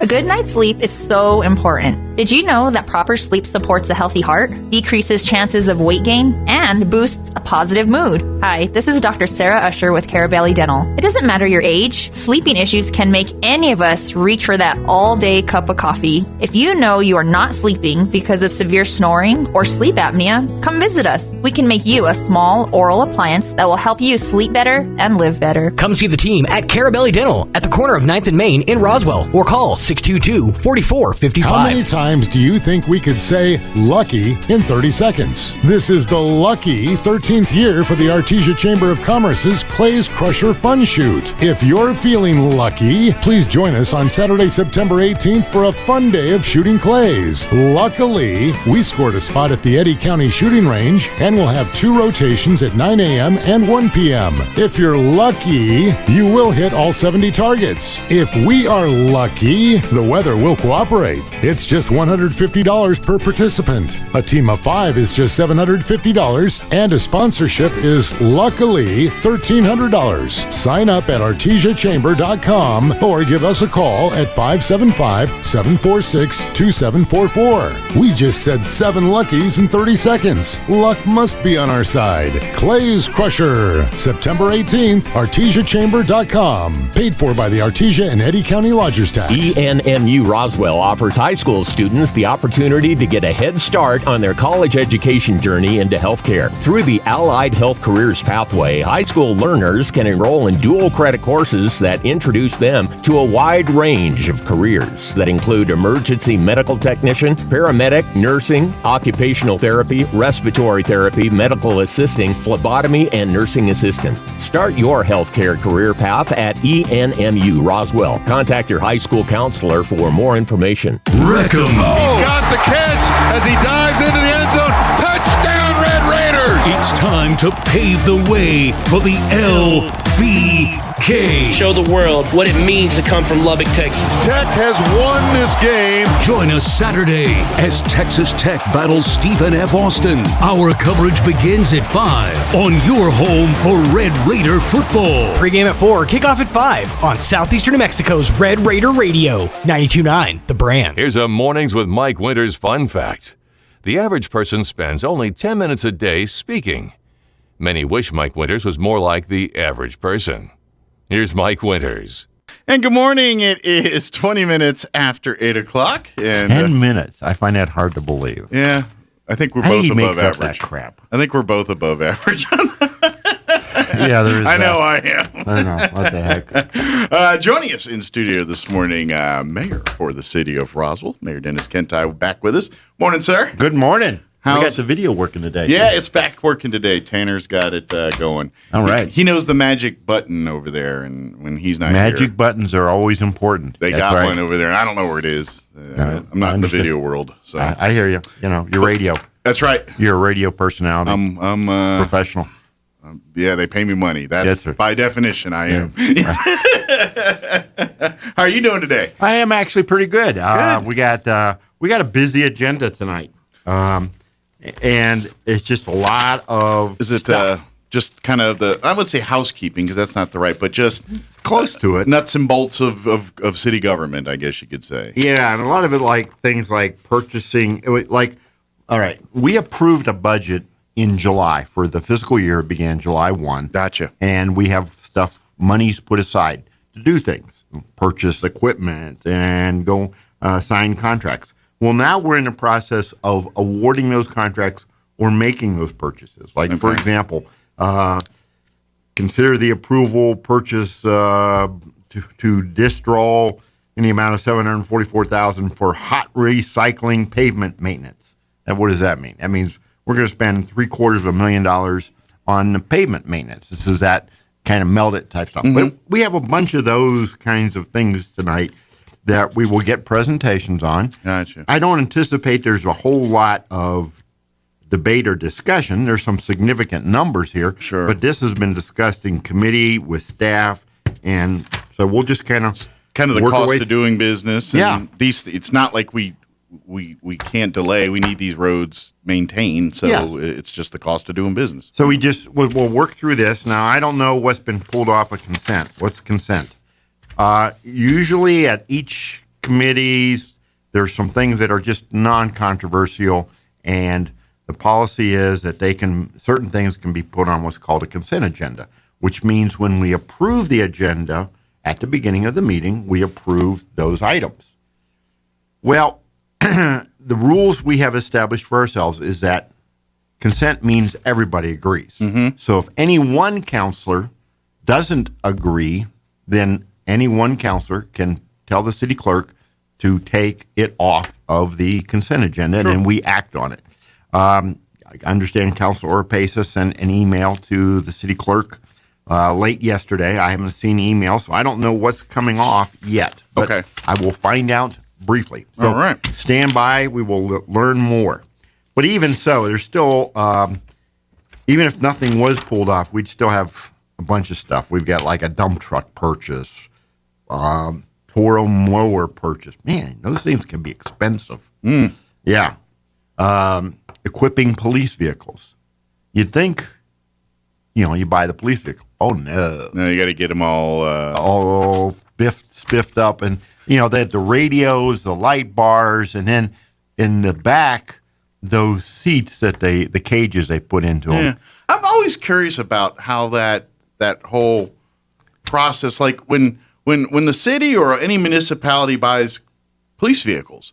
Obviously we see the cars. You can tell they're Dodges or whatever. Do they buy the car from a local dealership or direct through the like Dodge or somebody, or is there a special company altogether that's selling the cop cars? How does that world work? I don't even know. They have the state has a procurement arrangement where you as a municipality or department say we want to use SUVs. Okay. And whatever those are. And the companies do, like Ford has for years gone ahead with a certain portion of their line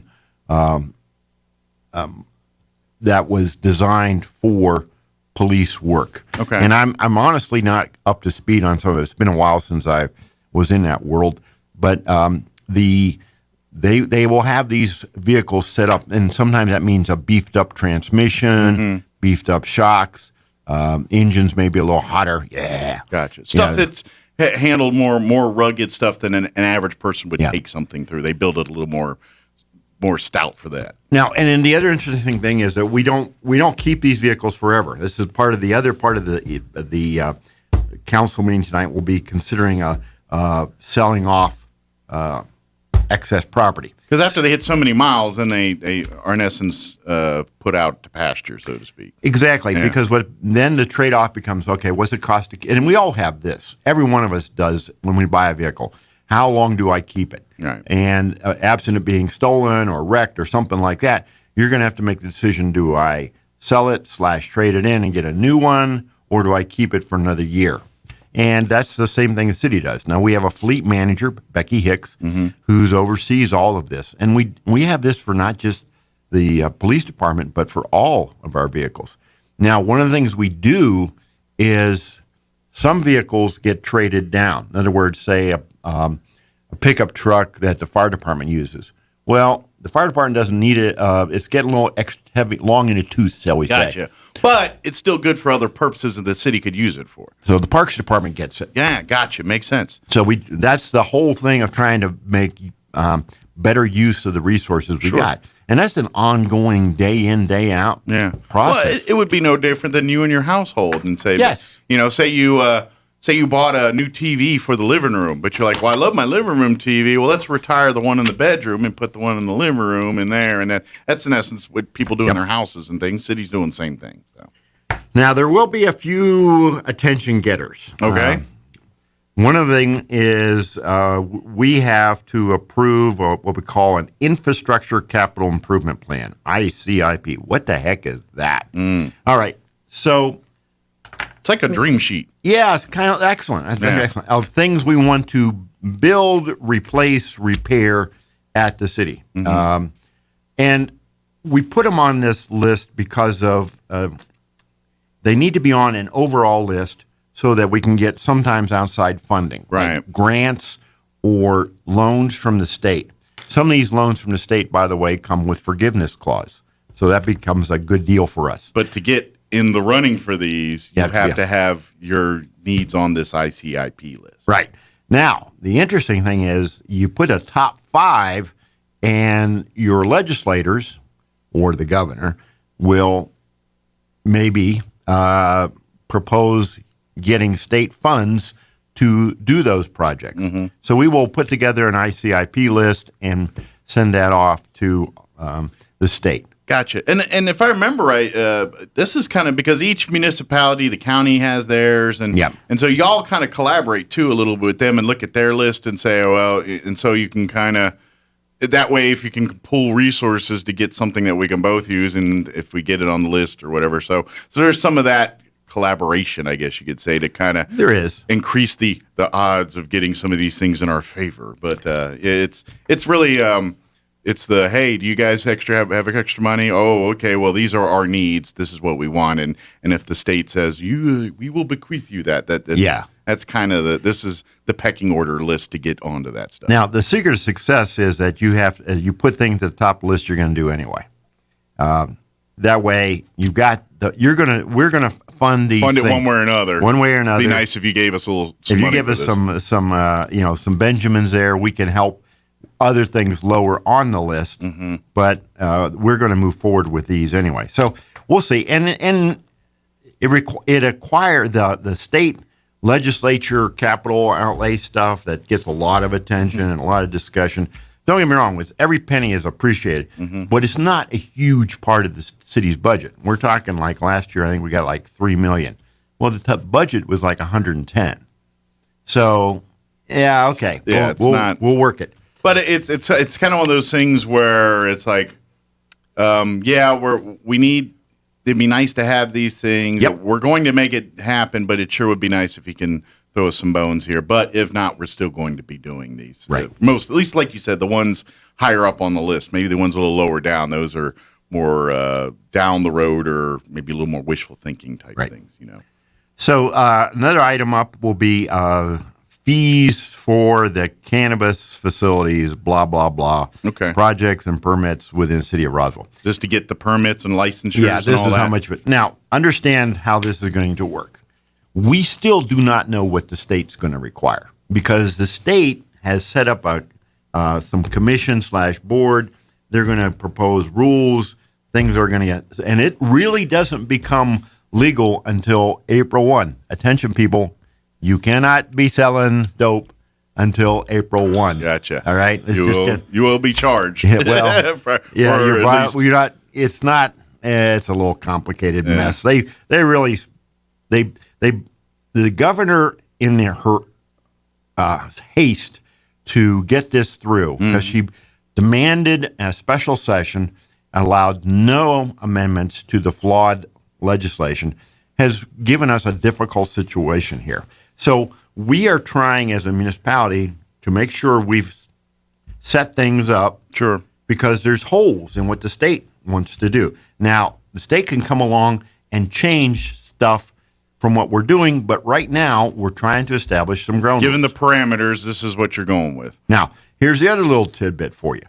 This is a resolution that would set fees. It does not mean that there can't be a later resolution that changes them. Gotcha. Could make them higher, could make them lower, but this is not the end of the road. You're just trying to get a baseline here, I guess you could say. And that's an excellent way to put it. You're getting a baseline. So this is something that's going to go into the into effect unless the state changes it. But with murky ground, we had 3 city councilors that have worked very hard on this. Councilor Best, Chair of Public Safety, Councilor Stubbs, Chair of Legal, and Councilor Jason Perry of Finance. And they've worked with staff, our attorneys, and our community development director, and they are presenting this material to us. So I'm impressed with what their commitment. And some people, well, the problem is you never make everybody happy. But anyway, right. In connection with that, as you may recall, a couple months ago last month we voted on some ordinances dealing with cannabis, marijuana. So at the time we said, hey, this was just the beginning. We're going to have to do some more work. So tonight we're also going to take action on an authorization to advertise for a future public hearing and vote. In other words, ordinances require 2 steps. First step, you say, yeah, we're going to talk about it next month, yes or no. And if the council says yes, then next month you talk about it and then decide yes or no. Yep. And there's a method to that madness. It gives everybody time to look at it. Sure. And then if you have a opinion strong one way or the other on it, your opportunity to address that to the city council and things, and to give everyone a heads up on that, so to speak. It's basically the speak now or forever hold your peace moment. Bingo. Although, once again, everything can be amended. Sure. Yeah, that's right. little bit further on, we have wayfinding materials like concepts and cost estimates.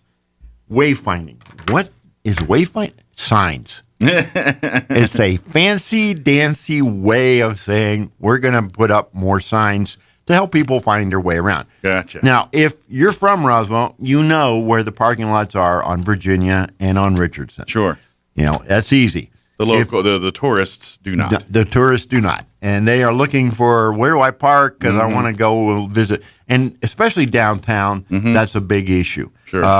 The fact that we have a planetarium, that's a big issue. So we are working on identifying where these parking places are with signs that catch your eye, that help you help direct people safely to where there's parking. And we've actually got a lot of downtown parking. We do. Yeah, absolutely. I mean, shoot, you could pretty much put a bunch of people behind the courthouse. I mean, there's a huge parking lot there.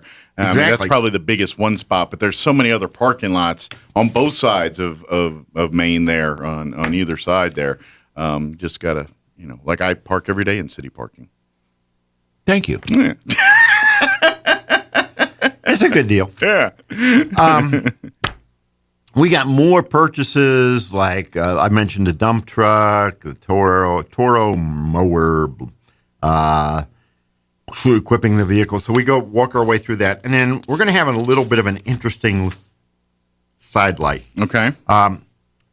The city of Roswell has been a party to a lawsuit against the state. Go figure. Roswell suing the state of New Mexico. Don't get me started. It's like, when do we do the next one? Which one is this one again? Which one is this again?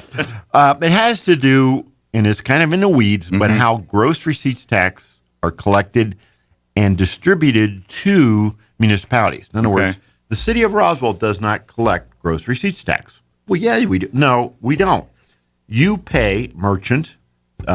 You pay the state taxation and revenue. You pay them the state rate, the county rate, and the city rate. You pay everything to them. And then those wonderful, caring, terrific people in Santa Fe decide to send it back to us here. With, by the way, no joke, I call it shipping and handling. They're big. We get the city has, and it's really not a big part of it. Sounds like the mob, but sanctioned by the government. Well, the mob and the government. Don't get me started. It's just it's just good fellows, except for their government officials instead of. We got a deal for you. It kind of is, Hey, you get his piece, he get his piece. All right, everybody gets a piece of the action. Yeah. So, a piece of the action. So, what has happened too is there's like a black curtain here. I mean, we as the city of Roswell and the counties and even Albuquerque do not get to see behind the curtain. In other words, the money that comes to them, these little folks, because it makes it hard to do that mob thing when everyone can see it. Yeah. So they're back there saying, "Okay, we're gonna give Roswell a little piece of the action." Yeah. And bingo, a check shows up. And it's not a check anymore, but a direct deposit. Sure. Bing, in our accounts. Now they tell us this is what your fair share is. Okay, how do we know that?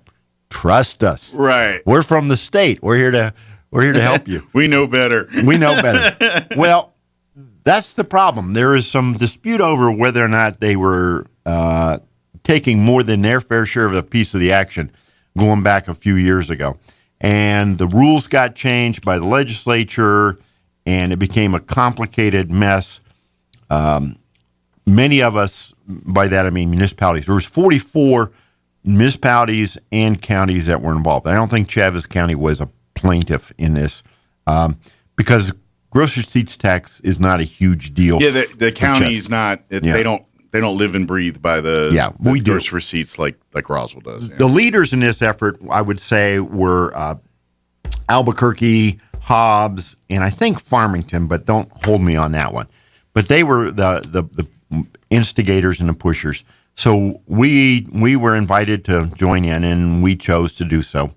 Well, now a settlement has been offered to us, and it's been in the media talk about how much we can say yes or no. The ground rule that that has been discussed is that it's an all or nothing. In other words, all the plaintiffs have to agree to it, or the state's not going to go forward. Tonight, we will have a weird arrangement. By that, I mean we will go into closed session. And in the closed session, the attorneys are going to brief us on the litigation and the lawsuit and what's the political theory and blah, blah, blah. The good, the bad, the ugly here Right. on both decisions here. But that's going to be in closed session. Then we come out of closed session, and the council will either say yes or no on accepting the settlement agreement. And it's kind of a weird arrangement because I haven't had a chance to get together with Mr. Patterson, our city attorney, to get a full understanding of what we can and cannot say in the open meeting. Mm-hmm. My understanding is that once there is a settlement or resolution, much of this gets in the public domain. But while it's still pending before a court, there's much we can't talk about. Now, where those boundaries are, I'll be honest with you, this morning, I don't know yet. And I'm going to have to learn this afternoon, and this evening, that will be one of the things we talk about.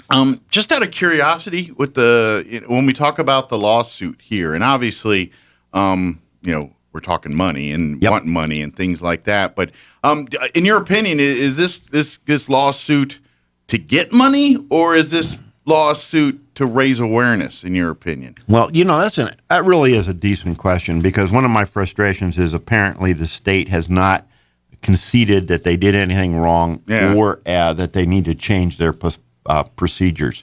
The whole question of being able to see behind the curtain, to get serious for a moment, deals with the fact that a business here, let's pick on Walmart. They're always fun to pick on. Sure. Walmart pays the state the gross receipts tax. In other words, a transaction occurs in the month of July, all during the month of July.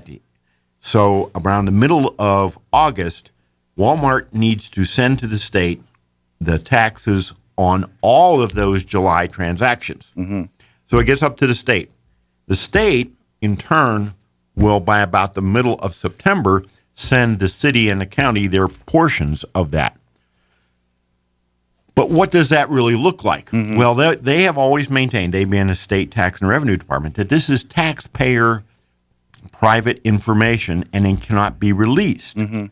So they will not share. Well, Walmart paid us, I'm making up a number here, $6 million. That's probably ridiculous, but anyway. Right. All right, say Nice $1 million. Let's go with $1 million. Say they paid us $1 million. Okay. And you, city, are getting $250,000. Okay. The problem is we don't know if they really paid $1 million. Right. Or if they were supposed to pay $1 million. Sure. It's all the trust of we know what's best for you. And Yes, we know what's best for you. Now, this is actually not a new issue, and municipalities have pushed back on this for quite a while. We maintain that we should have an extra set of eyes absolutely on this whole process, independent of the state agency. That issue has not been resolved, and that is it continues to be a very serious question. Yeah. Just so you understand, they decide how much money to send to us. Yeah. And if they say, oops, we paid you too much last month, we're going to reduce what you get this month. The city of Eunice is the classic example. And Eunice actually instigated a lawsuit, probably, I'm going to say 7 years ago. I could be off on that. And the point being that there was a business that was paying or charging and was collecting and sending to the state gross receipts tax with the Eunice rate, city of or town of Eunice, and then Eunice was getting this money. Well, it turns out the business was actually outside the city limits. Should not have been collecting it, and the state should not have been passing it down. Gotcha. But it was. So the state, in its infinite wisdom, said, Eunice, we just discovered this error. You're not going to get any gross receipts, period. Wow. Nothing. Why didn't they just stop it right there and then move on where the business doesn't play gross receipts anymore, water on the bridge?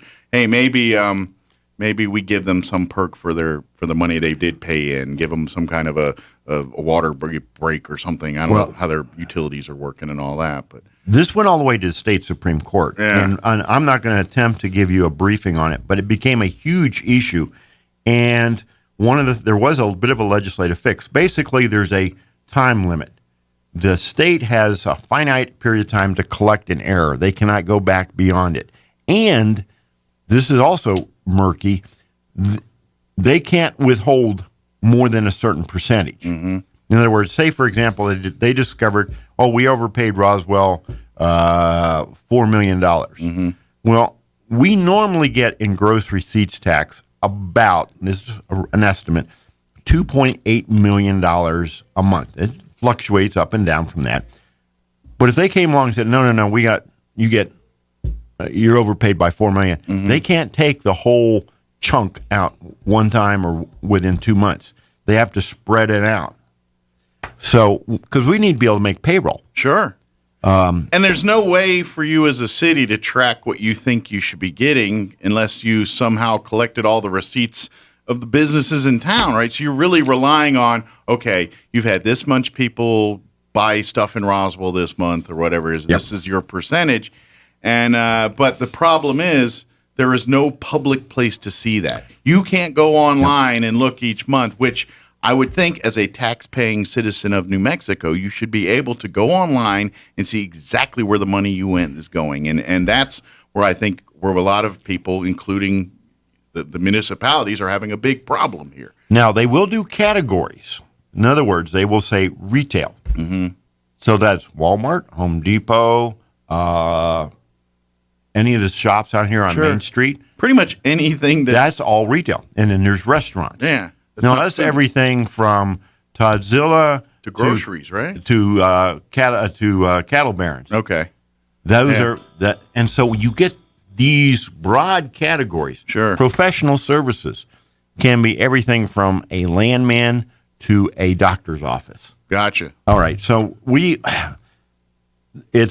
wish we had more data, but it's not getting resolved, and it's a sore subject between the municipalities and the state. I get it. I mean, let's face it. I think if you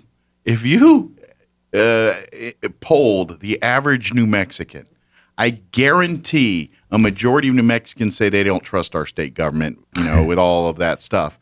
And the last thing we want to do is have these things in place that just create less transparency. To me, that's my problem.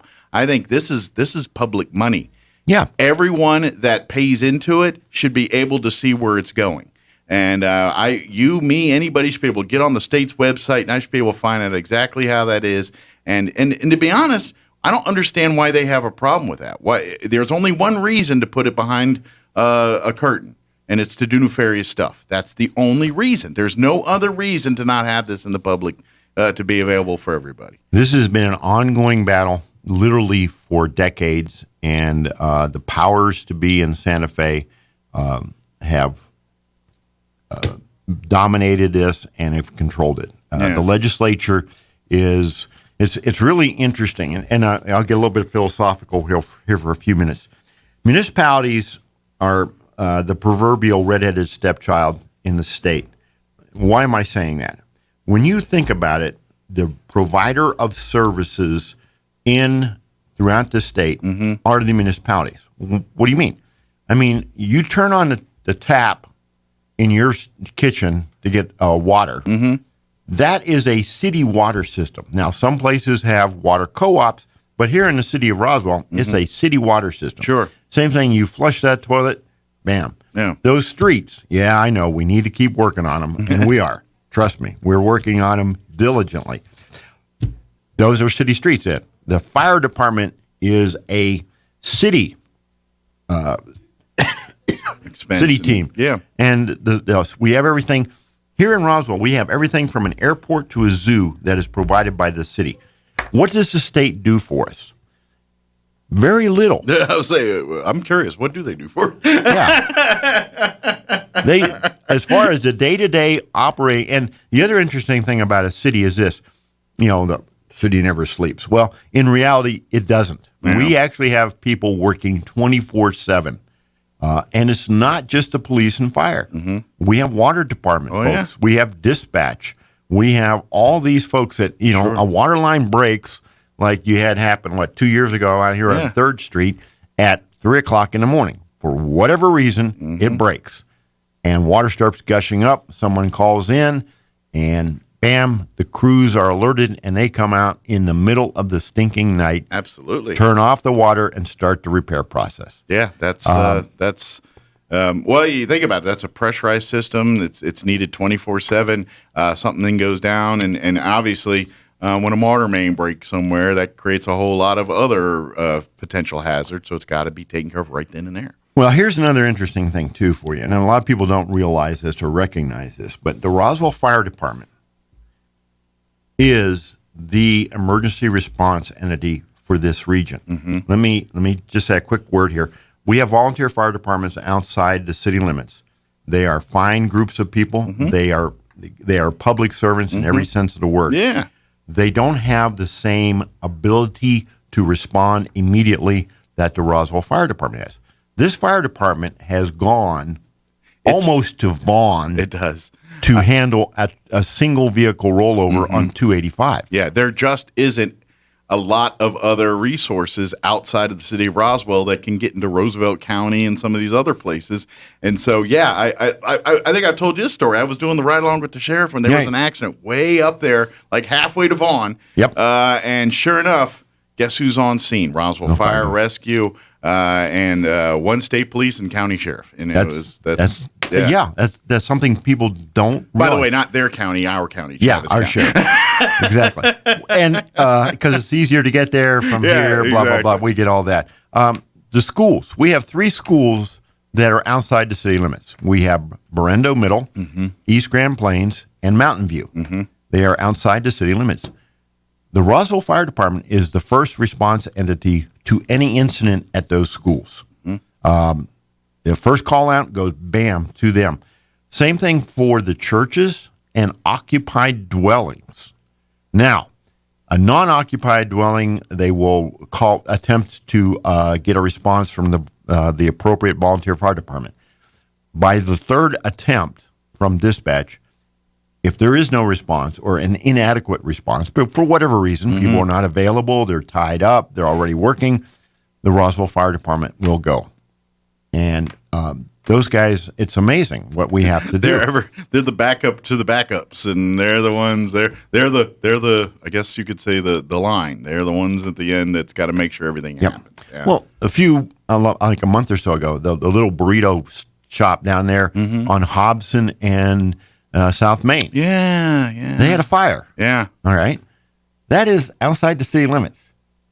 You should have seen the number of city vehicles that showed up there because it was occupied and there was an injury in connection with that. I don't think it was serious, but anyway, it was amazing. Sure. So the point I'm making here is that this is a city-provided service.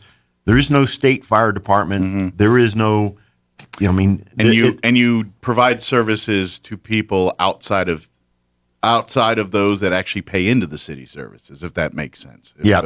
Which not like we're complaining that's going to happen. That's just you people help people. But sure, it'd be nice the state saying, you know what, we're going to help you offset some of that cost that you're doing that technically we should be doing. Exactly. And that's one of the ongoing discussion items we've had for quite a while, which all comes back to this whole issue of litigating and getting the what we're supposed to get.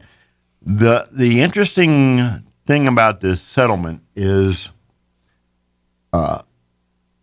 we think we're being offered about half of what we claim we should get. Now, what we claim we should get isn't necessarily accurate because, once again, we don't have access to all the data. Right. And there is some murkiness because the law was changed partway through this whole thing. And so there'd be matters of law about whether we Well, in 2012, there was a 3-year versus a 1 year in 2016, or vice versa. Is it worth the effort to try and litigate this all the way? There would be quite a while longer, and it would be a painful process. So do we accept the offer or not? That's going to be the discussion tonight. Gotcha. And I don't think I can state how much we would be Roswell's share. Gotcha.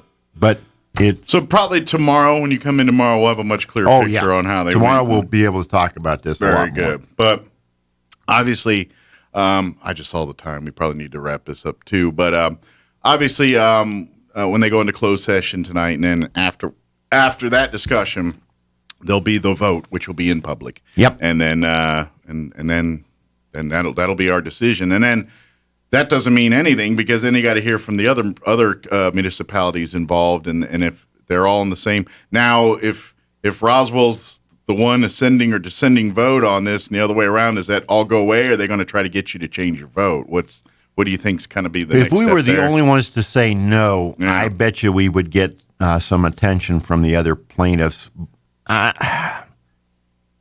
There was, full disclosure, there was an earlier effort to get a settlement through, and Albuquerque, Hobbs, and I think it was Farmington bowed up, and they said, nope, that ain't good enough. Now, supposedly that was the last and final best offer from Tax and Rev. So these three cities bowed up and said no, and the Tax and Rev, okay, we'll change.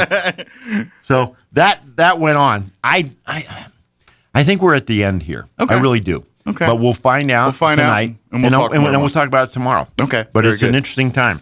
Again, tonight, 6 p.m. at the Roswell Convention Civic Center there in the chambers there. You can also go to the website and watch it as well, very conveniently. Go to roswell-nm.gov. You'll find the link to watch the meeting there. Do it from the comfort of your home. You can also submit questions. There is another GoToMeeting link there to submit questions and things if you want to talk at some point during the meeting.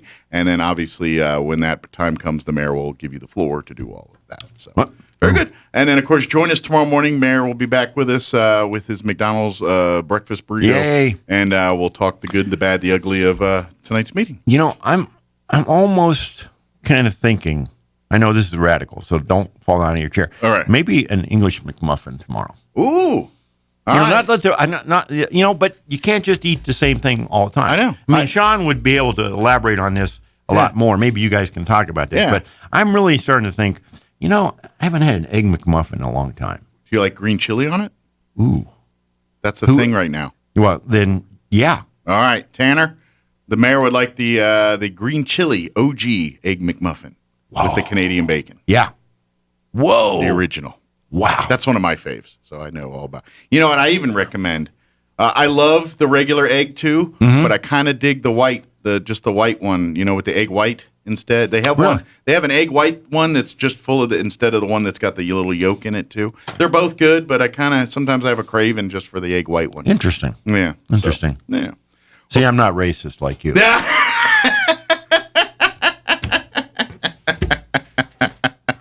On that note, I'm not even going to try to do my gosh. So. What do we, the doo-doo storm I just...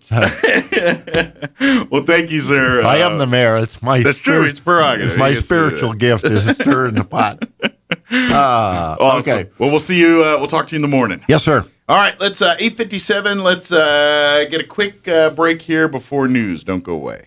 Now for a Pecos Valley news update, I'm Jared Cirillo. West Mescalero Road will be closed to through traffic in Roswell between North Pennsylvania Avenue and North Washington beginning today to allow a contractor to insert water control valves in a water main to be followed by City of Roswell water maintenance and transmission crews replacing a failed section of the aging water main.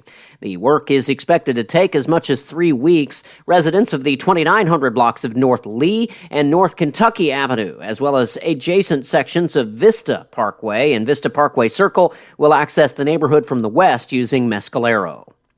Authorities have identified the men tragically killed in a crash Tuesday on Highway 128 near Loving. State police say 39-year-old Jesse Godfrey of Odessa, Texas, and 24-year-old Aaron Moreno of Midland were killed in the crash near mile marker 21. 2 other passengers in the car were seriously injured. The investigation showed a pickup driven by Godfrey was headed west when it crossed the center line, sideswiped a semi, and then was struck nearly head-on by another car.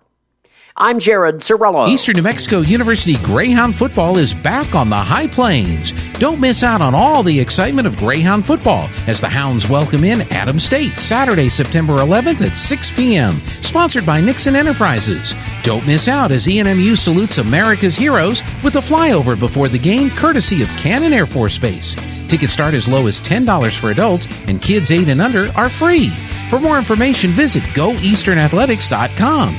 ENMU football, all in. Enjoy more of the speed you need with gigabit internet from Plateau Fiber. Fiber means more speed, and that means more streaming on more devices with less buffering. Plateau offers True Gig, a dedicated fiber connection to download and upload what you want with speeds up to a gigabit per second. Best of all, it's all yours. You don't have to share your connection with the whole neighborhood. Sign up now to ensure your neighborhood is part of the next service zone. Learn more and get signed up today at plateaufiber.com. That's plateaufiber.com. This is Dallas Cowboys football 2021. Prescott in the gun from the 20, 4th and 2. Only heard here. Snap is back, looking middle, throwing middle, slant, cut. All season. Cooper walks it in. Touchdown on 4th and 2. Thursday night, it's your Cowboys and the Tampa Bay Buccaneers. Live from Raymond James Stadium. On this Dallas Cowboys radio network station. Pre-game at 5, kickoff at 6:20 on 92.9 The Brand. Brought to you by Tate Branch of Carlsbad. Here's a Mornings with Mike Winters fun fact. Breaking news this hour from townhall.com. I'm Rich Thomason. There are fewer Americans trapped in Afghanistan now that a Qatar Airlines commercial flight has departed the airport in Kabul. Some 200 foreigners, including a number of Americans, are on board the plane, which is bound for Doha. An unnamed senior American official says that 2 high-ranking Taliban officials helped to facilitate the departure. The official says Americans, green card holders, and those of other nationalities, including Germans, Hungarians, and Canadians, are on board the flight.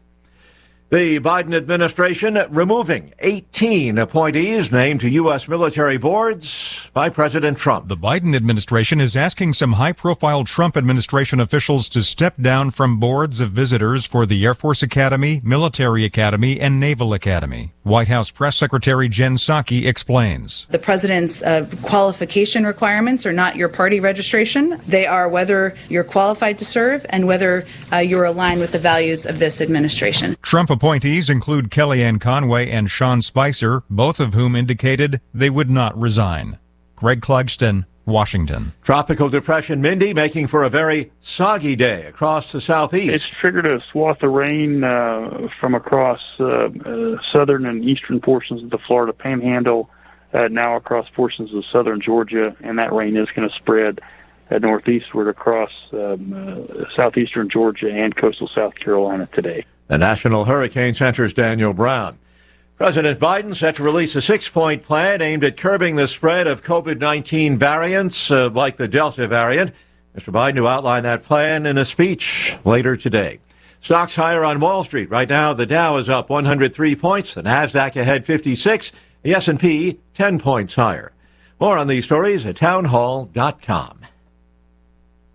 Listener that stands out that I worked with was this older couple that was interested in refinancing. They reached out to a few different lenders. Their credit wasn't the best. I know some of these other bigger banks, you just won't hear back from them, which I cannot stand. Not everybody has the 780 credit scores, and just because you don't qualify at one time doesn't mean that you'll never qualify. I'll walk you through what you have to do, whether it's 2, 3, 6 months from now. Back to that older couple, we worked with them for months and months to improve their credit, and we were able to get the loan done. We were saving them hundreds each month, thousands of dollars a year, finally got themselves into a situation financially that they can handle, and they could start saving money each month for retirement. End of the day, they just could not be happier, which just put a huge smile on my face. We or United Faith Mortgage. United Faith Mortgage is a DBA of United Mortgage Corp. 25 Melville Park Road, Melville, New York. Licensed mortgage banker. For all licensing information, go to NMLSConsumerAccess.org or corporate NMLS number 1330. Equal housing lender. Licensed in Alaska, Hawaii, Georgia, Massachusetts, North Dakota, South Dakota, or Utah. Following a high-profile jailbreak, hundreds of Palestinians protesting in the West Bank, supporting inmates held in Israeli prisons. Since Monday's audacious escape, there's a mood of escalating tension in Israeli prisons. Inmates set cells on fire in 2 jails, while clashes with security forces took place in another. Guards have been trying to separate and transfer hundreds of prisoners affiliated with Islamic Jihad, the militant group to which most of the escapees belong. The 6 are still on the run.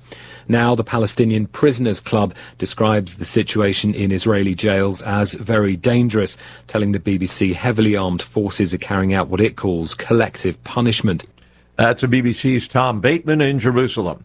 A bulk carrier vessel became wedged in Egypt's Suez Canal, briefly blocking traffic for a time. Today they were able to move it on its way.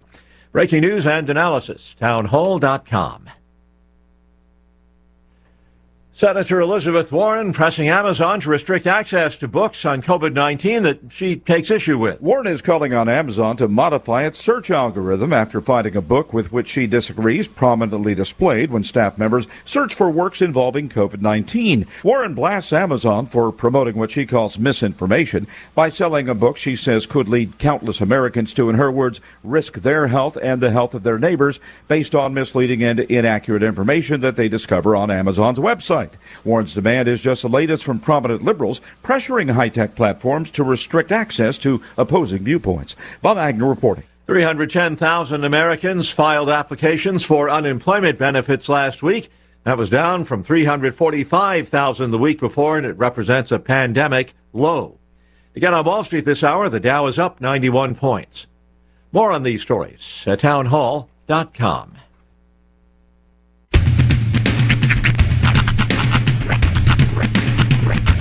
What in the wide, wide world of sports is going on here? I promise you, whatever scum did this, not one man on this force will rest for 1 minute until he's behind bars. Now let's grab a bite to eat. Yeah, come on. I feel the hot wind on my shoulder and the touch of a world that is older. I hit the switch and check the number. I slumber, I hear the rhythm ringing through it. Flamenco guitar and cumbia music. I hear the talking of the DJ. The travel witch and what does he say? I'm on a Mexican radio. I'm on a Mexican radio. Broadcasting live from high atop the J.P. White Building in downtown Roswell, New Mexico. It's Mornings with Mike Winters on 106.5 Roswell's Talk FM. Is that what I sound like when I talk? Now, here's your host, Mike Winters. And good morning. It is 6 minutes after 9 o'clock. Welcome to hour number 3. Mornings with Mike Winters right here on 106.5 Roswell's Talk FM. Happy Thursday. Mm-hmm. Welcome to it. That much closer to a freaking weekend. That's right. Mañana. See. That's the beauty of the 4-day week. Mm-hmm. Even though it's Wednesday feeling, it's actually Thursday. Oh, yeah. And actually, I think by today, you start stop feeling that a little bit. Mm-hmm. Now you're closer to Friday and you're in Friday mood, so it feels more closer to Friday. You know what I mean? Right. Yeah, like Monday and Tuesday, you're kind of off kilter, and Wednesday. By Thursday, you're like, all right, we're settling into the back half of the week. Now I got it. And it's like, I do have to work Saturday, so technically it doesn't count. But it's only like a partial work thing, so, that's all that is. Like, I get most of the Saturday off. DC Tuesday. Indeed. But it's going to be for a good reason. Of course, the Roswell Ford, they have their 9/11 car show. Yeah, you're going to be out there for the car show. They're going to be out from 10 to 1. Yep. And they're going to have, matter of fact, you can still sign up that day of for your cars and everything. They are asking, I believe, that you sign up day before. I think, Did they extend it? To nominate they had to nominate a hero. I think that wrapped up Friday. Yeah, I believe that was this last Friday. But I believe you can actually register your car to be in the show the morning of. I believe they're going to be taking now. They'd like you to register earlier for all the categories and stuff. Sure. We had them on last week. Mm-hmm. They had mentioned that they needed an uptick in the lowrider category. They were a few vehicles, and we know we got a and that's a surprise for me. Some awesome ones in town. Get on there. If you go to RoswellFords.com, the RoswellFord.com website, I believe there's a link there to register and everything else there. But yeah, they're gonna announce the winner of the hometown hero. Mm-hmm. They get like a $200 gift certificate, and plus they've got other giveaways. And then the car show with all the cool cars, and they're going to have the jump houses and everything for the kids and all of that stuff. So bring the whole family. I think everything gets underway about 10. About 10 o'clock, yeah. We're going to have, we're going to be set up with hot dogs and sodas, so we'll have free food out there for you. And just an awesome, an awesome atmosphere. One of the things I love about the lowrider displays specifically, because you go to a car show and the cars are great. But one of the best parts about the lowrider display is they always put out the little blanket of knickknacks. Yeah. There's always and sometimes a candle, then like a shiny plate, and then their bike. I was about to say, a lot of them will have like a matching bicycle. Yeah. I've seen it where they'll trick it out just like the car, where they kind of match them out. Which, by the way, I love those, but they're kind of awkward to ride. It feels like I feel like those would be real awkward to ride around. I think they're built to turn heads, not built for long haul trips. Sure. Absolutely, yeah. But that's Saturday 10 to 1. Real quick before we get anything else, because I had something that came over me just a few minutes ago. I guess you and the mayor were discussing eggs. And your preference of eggs. Well, not preference. I just said they have them and I like them. Well, I eat them all. That you enjoy a white over the yolk. Like all the time, no, but I like them both, and I'll eat them equally in love. And here's what brings it up is because you went through a phase where you were eating the Egg White Delight McMuffin, and that you it kind of ebbs and flows. At that point, you had said that you prefer just in some cases prefer just the white. I do. Okay. In some cases, sometimes it's just like a craving or a hankering. Okay. Sometimes the yeller isn't what I'm craving. Fair enough. It's just this, and I think we've had this discussion about white versus yolk, and the hole I would shoot in that sale is your favorite preparation of eggs, your favorite way of eating eggs. Overall, yes. I already know the answer to this. Well, your favorite way to have eggs served to you. Oh, well, Benedict. Exactly. Poached, yeah. Exactly. Benedict. So, what is hollandaise sauce made of?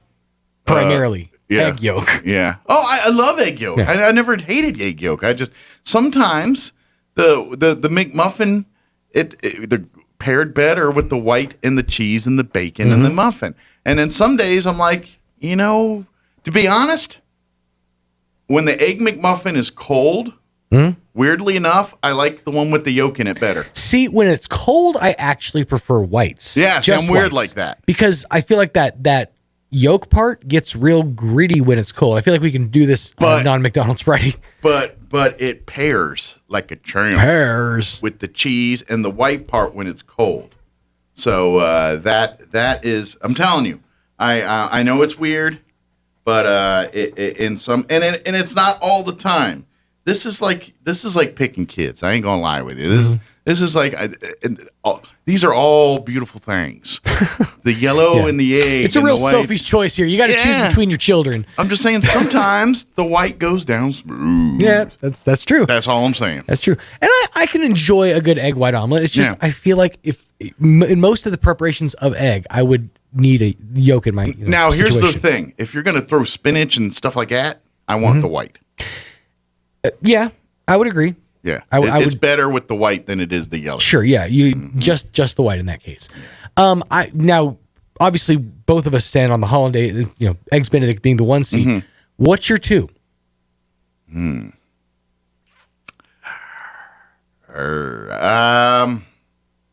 Probably sunny side up fried. Okay, nice. Poached egg on toast.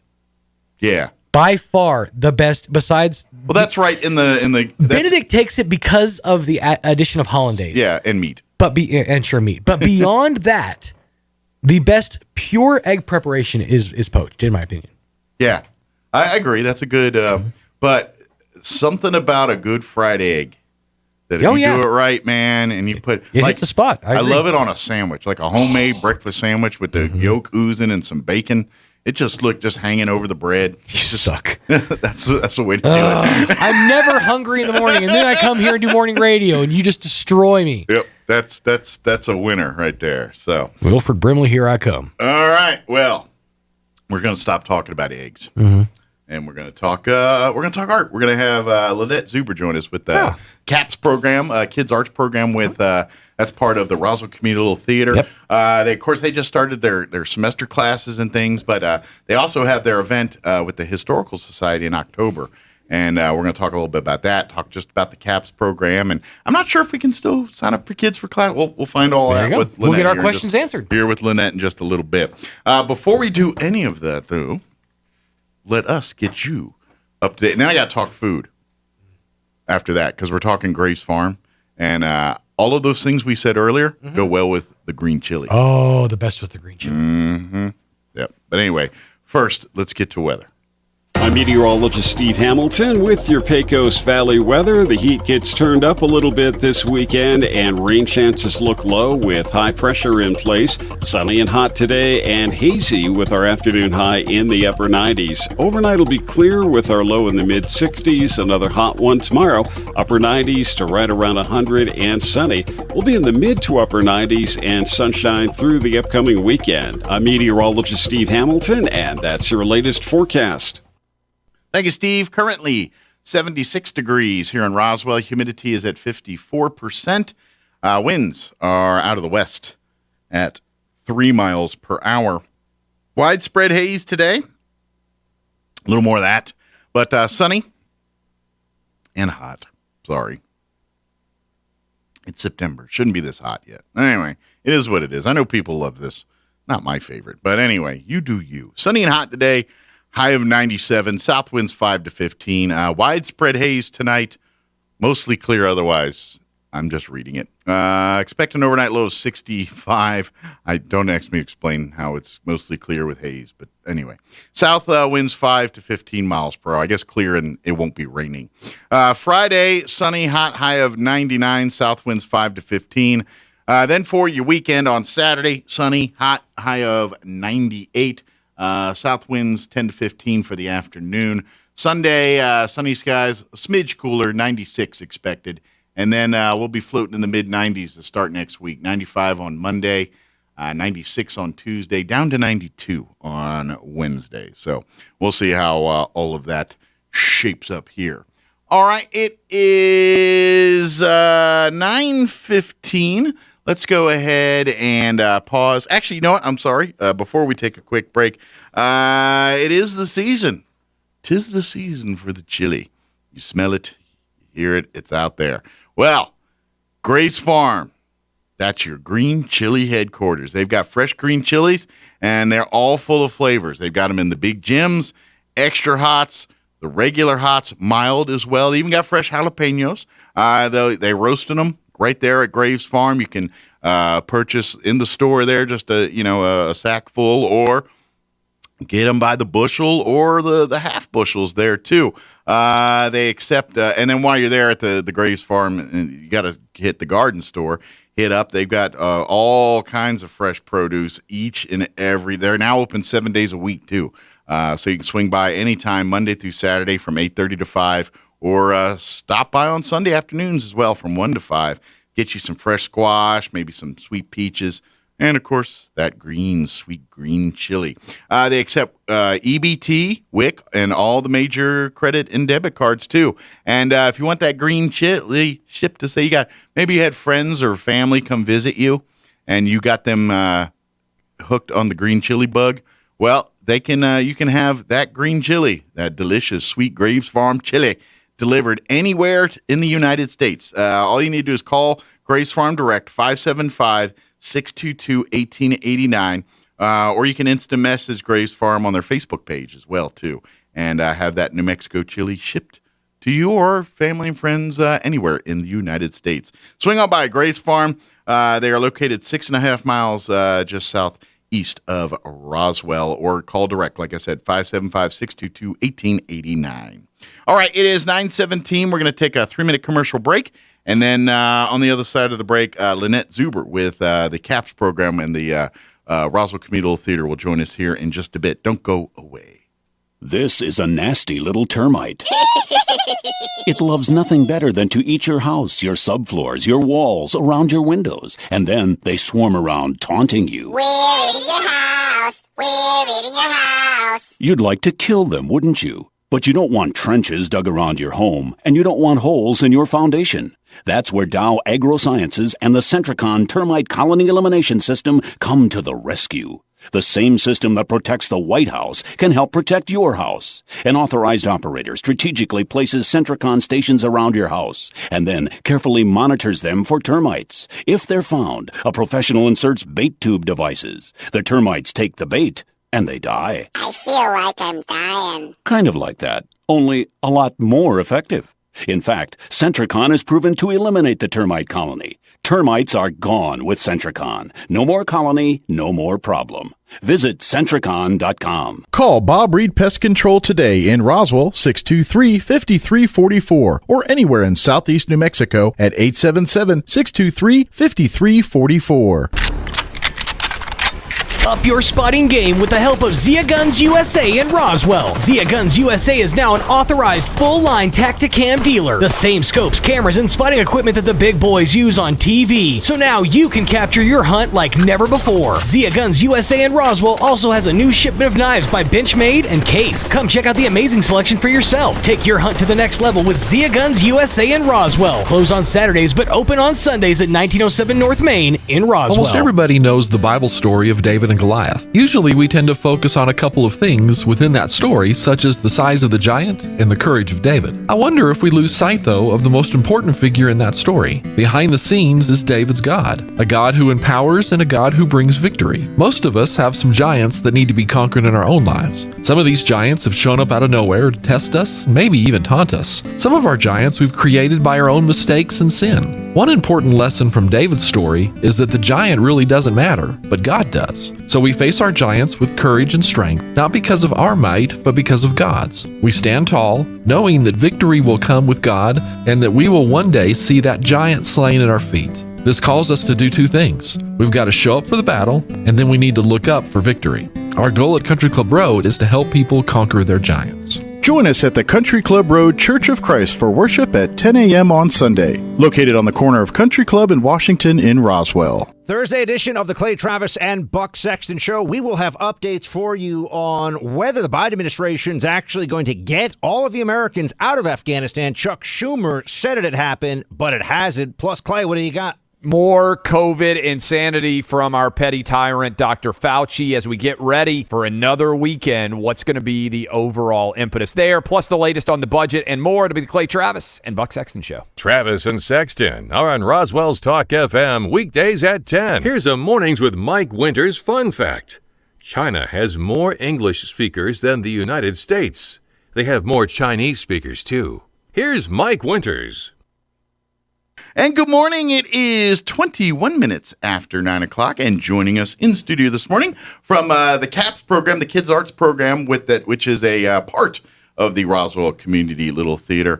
Lynette Zuber back with us. Good morning. Good morning. How are you today? I'm doing wonderful. How are you? Good. I love the outfit for today. This is very apropos. This is living history. I got to ask, the big hats.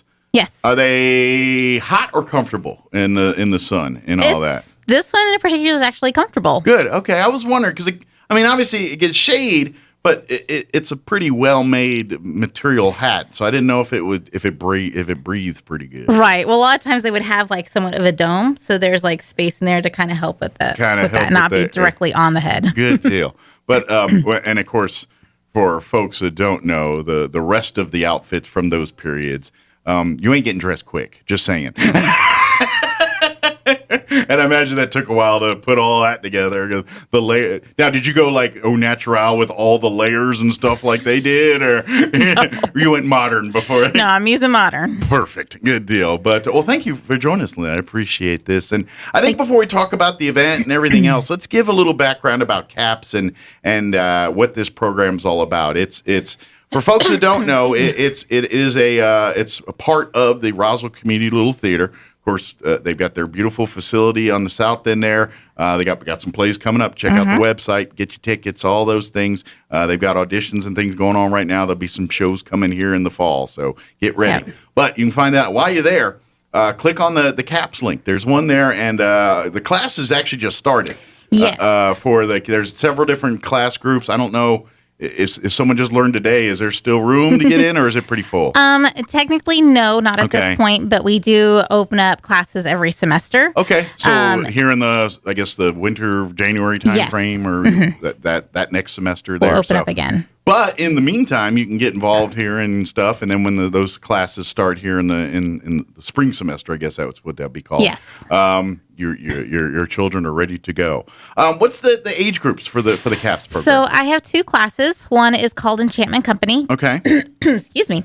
And that is my 3rd grade to 6th grade. Okay. And then I have Cover Up Company, and that's my 7th grade all the way up to high school. The older up to 12. I'm guessing by high school they're ready to join the high school dramas and things. Yes. And they're a little harder to keep around because they're busy doing other plays. Sometimes it just depends on the group and the students, because I do get a lot of homeschool students. Sure, that's true too. So that's it's kind of hard to do ensemble casts in homeschool. That's why they need the CAPS program. There you go. Yes. But yeah, you really get these kids exposed to the arts through all of this, and it's much more than just learning to act and all that. They learn history. They learn all of the aspects of theater. Yes, that's very important to me. I'm a very big advocate that it's not just about the actor on stage. You know, if you don't have a licensed sound person, you don't have a show. You don't have a director, you don't have a show. You don't have a stage manager, you may not have a show. Exactly. And I like this. So if the students start with the program from 3rd grade, by the time they graduate, they will have experience. They would have directed a show,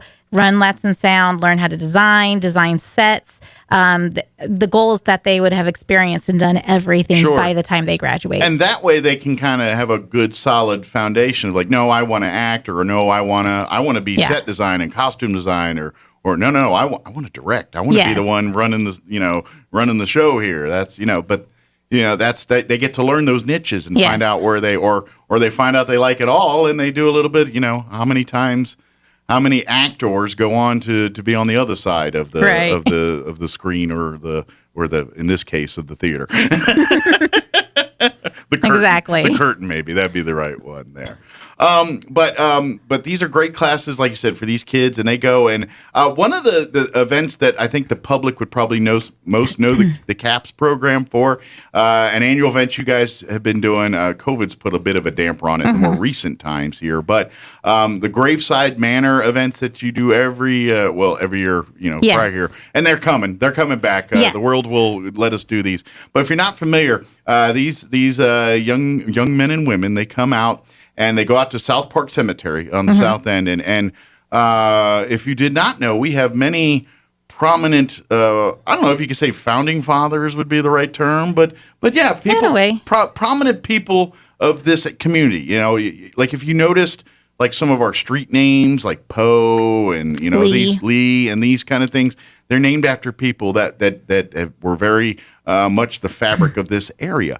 And Graveside Manor gives the kids an opportunity to learn about some of our local history, but then impart it upon you, and they do it through the Graveside Manor. And so they do. I always use the term Chautauqua. I don't know if that's the right term, but that's the term I've always used. And for those that don't know, that's basically when someone encompasses that person, and they are that person on camera, off camera, whatever it is. You're talking to them, they're Abe Lincoln or whoever they're portraying at that time. So that's what they do, is they go out there at the gravesite, and they are J.P. White, or they're whomever, and they're at the gravesite, and the groups come by, and they learn about this person, and the kids they're in full costume and full regalia and doing their soliloquy, I guess you say. They're doing their acting and things, and they're telling their story. Telling the story, exactly. Well, we're going to be doing something very similar to that here in October. Yes. At the Historical Society. They, of course, I know the Historical Society and the CAPS. They do a lot of stuff together, and I know there's probably one young man That's like a link. And his family, obviously, a link to there. Josiah Strange, he's been a part of the CAPS program and acting and singing and doing all stuff for years. But he's an avid history buff, too. And he actually comes what is he, 12 now? How old is he? Oh, my goodness. He's grown over the years here, Yeah, but he's still he a young man.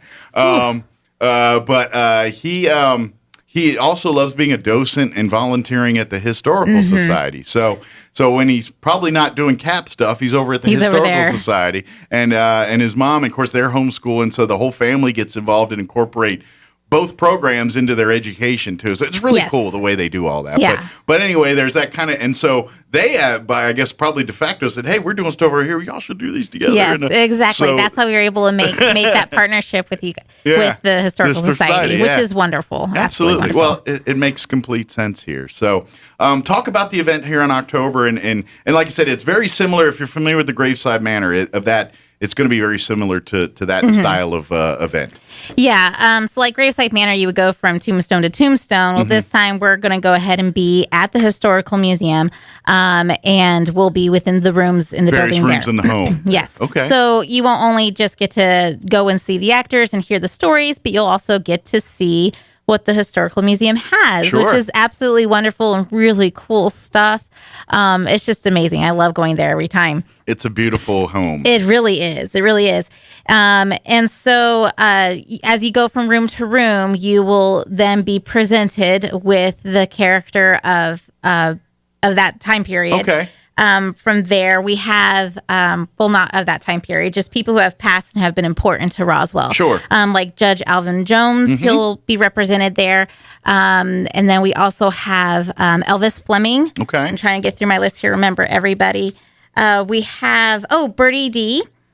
And then Grace Arlene Wilkins. Okay. I know some of these names people may not know. There's several people here that I don't know, and I love this event because I'm getting to know about them. Some of those names you mentioned there, it. Elvis and Judge Jones. I mean, we just lost those guys in the last few years here. So, yes, exactly. So there's some people that it's going to be great. Because obviously, those two individuals and all these others, they've been a great part of the fabric of not only just the Historical Society, but this entire community. Yes, so it's going to be wonderful to be able to honor them in that way. Absolutely. And tell their story in a way that we can. And it's great because the kids also learn. Yes. They're learning because they're studying up and learning about these people and in essence, trying to become them.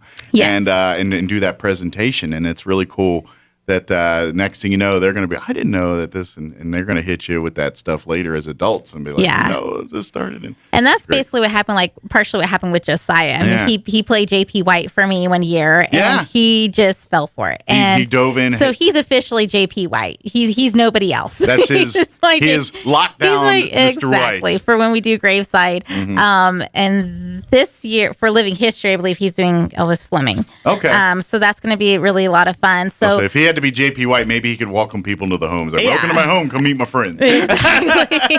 And that's one thing we're trying to do is try to introduce new people and different people. So the ones that we are doing for Living History are not ones we have done for Graveside Manor. Yeah. So we're trying to make it new every time, but have a few people that we already know, of course, but just kind of having it grow that way. People you're familiar with to get you to come out and learn and kind of.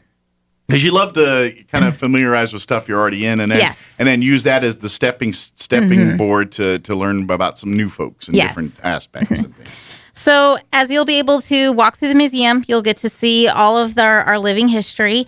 And then on the outside between the archive building and the museum, we're going to be having booths set up. So it's really exciting to have like an interactive booth is what we're going to be doing. So there's going to be some crafts and some projects for kids to do. Okay. Like for Judge Jones. Like a make and take project kind of thing. Sweet. For Judge Jones, we're going to have a little bow tie. Oh, yeah, that's his symbol. That's his symbol, exactly. So they'll get to make their own little bow tie, which will be wonderful. Nice. We have one that we have soup connected with. So it's just going to be really kind of fun and connecting the craft with the living history people as well. Yeah, kind of their signature or their passions or things outside of what we know them for. Yeah, which will help remember a little bit more, too, about the person itself when you connect it with something, which is wonderful. Well, that's history, you know, and we always, I know when I talk with Amy and everything on the radio, and it's very similar in the performance and arts world. It's everything is history. Everything is a performance. It's the same. Yeah. You know, when you look at and people that say I hate history, and it's like you love history, you just don't realize it yet. Do you love seeing what's going on with your family last week or what you watch on TV? That's history. It's all of it's history. The telling a story, that's part of history. That's, certainly in your world, that's what you guys do is tell stories. That's right. what acting is all about. It's telling a story. And there's a lot of, passion and similarities there, and you can use that. That's history. That's all part of that. And it's history's telling of stories of our past. And I mean, if you've got a Facebook page and you're taking selfies, but that's history. I have to tell you, you're chronologically, you're chronologizing your own history there. That's what you're doing. And so you love history, you just don't realize it. And I think acting and all that's the same thing. You just you don't love sitting and opening a textbook and learning and memorizing dates, but you love history. Yeah.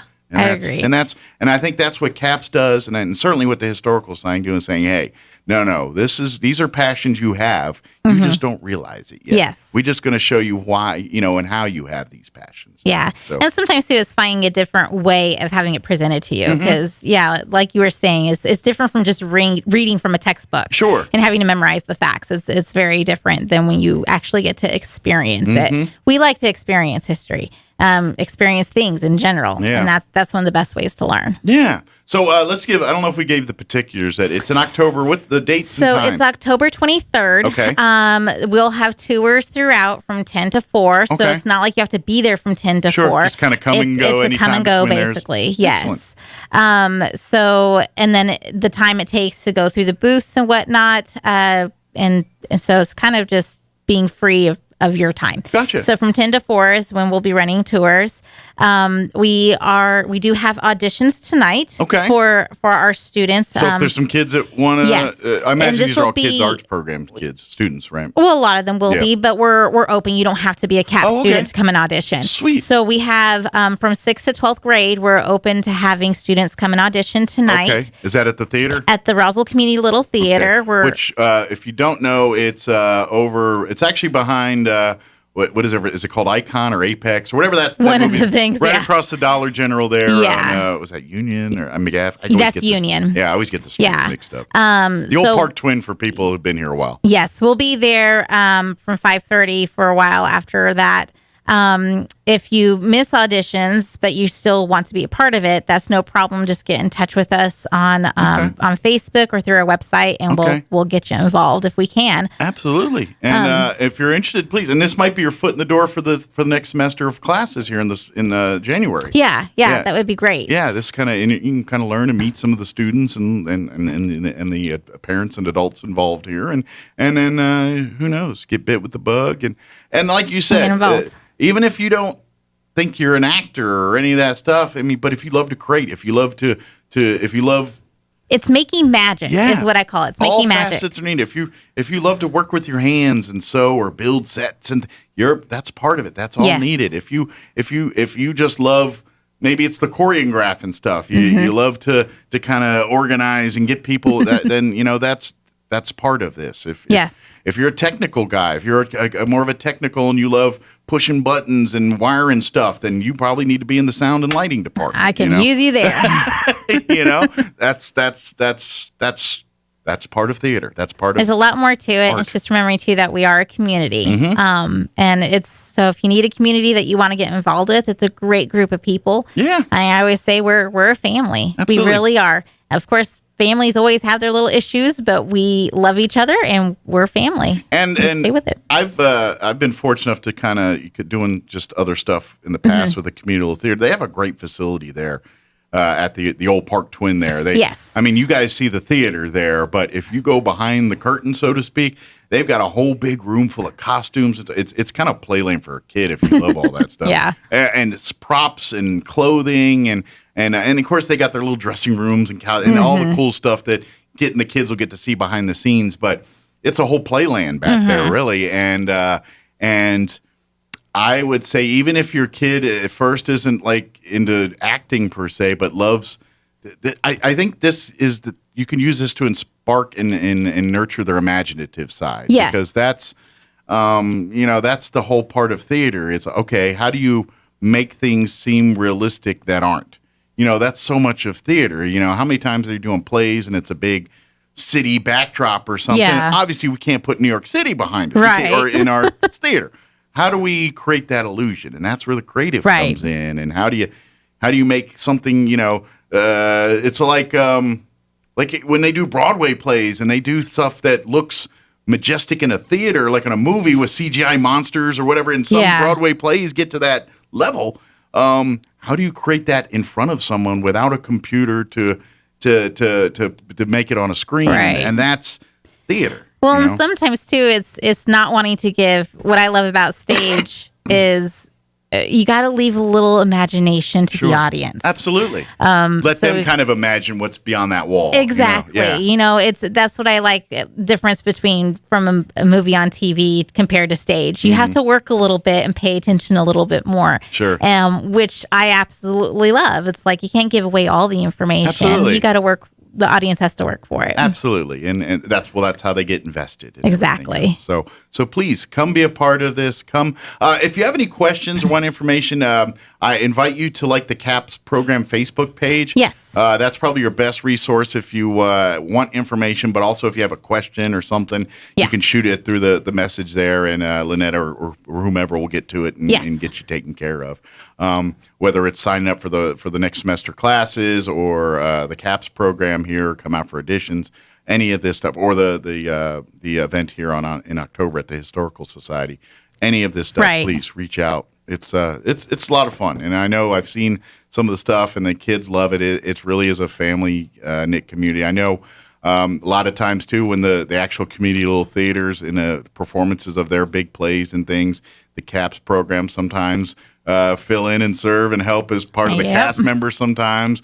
Who knows? Maybe even some of them are back behind the stage there running back and forth, getting people ready and all that stuff, too. So you kind of get to appeal behind the curtain of some of the community little theater performances and stuff, too. Yes. So see some of the magic there, too. So, yes. Again, check it out. Good deal. What's perfect? And of course, if you go to the Roswell Community Theater's website, I should always say roswelltheater.com. It's spelled the theater part. It's not spelled the eater like I normally do it. It's R-E. Yeah, T-R-E. So that's how I remember how to spell theater, weirdly enough. If you spell the eater, it spells theater. Wow. There's also a trick with the word therapist, but I'm not going to say how you spell that one on the radio. We'll leave that one alone. Another conversation for another day. But come be a part of it. And again, remind the dates and everything for the event in October here. October 23rd, Living History, and tours will be running from 10 a.m. till 4 p.m. Yeah, no need to RSVP or anything. Come and go event. It's an open house style event, so you can come. So if you can't make it till 1 or 2 or 11:30, then you're good to go. No problem. Come on down. I'm guessing the last tours will end about 4. So if you get there before 4 and there's people there, but they'll probably stop taking people about 4 o'clock. Yes. So get there before then. And I know, like you said, there's going to be lots of other little booths and things that the kids and interact. I'm sure the Historical Society will have some other events and things that are part of this event. Like if you want to get some of our Peter Hurd prints or books or maybe some more of that bread that they always seem to pop up at events there, that delicious bread. That's good. Good bread. Maybe there'll be some of that available there too. So and who knows, maybe even music and stuff too. It's not out of the realm of possibilities that we have like Hot Club on the Pecos show up and start playing music for us too. But it's going to be a fun event, and again, mark that on your calendars there for October. So. And we are open for sponsorships for our interactive booths and craft and our sale booths as well. Okay. So we can get information to anybody who would like any of that off of our Facebook page. Probably still the best way to go through there. And again, if you look, you can probably I typed in Kids Arts Program Roswell and it came up. It CAPS, KAPS is the acronym for the program. The Kids with a K. So that's Kids with a K. Yeah. So, and if you have any trouble, find that call here, and I'll help you walk through it. But it's and like you, if you go to the RoswellTheater.com, website, you can find a link there to the CAPS program. And, of course, all the upcoming performances and things for the communal theater. Yes. That information there. And to order tickets, too. If you want to order tickets for upcoming shows, you'll find the link there at the website when they make it available. Correct. So yeah. Very good. Lynetta, did we miss anything? Did we get it all?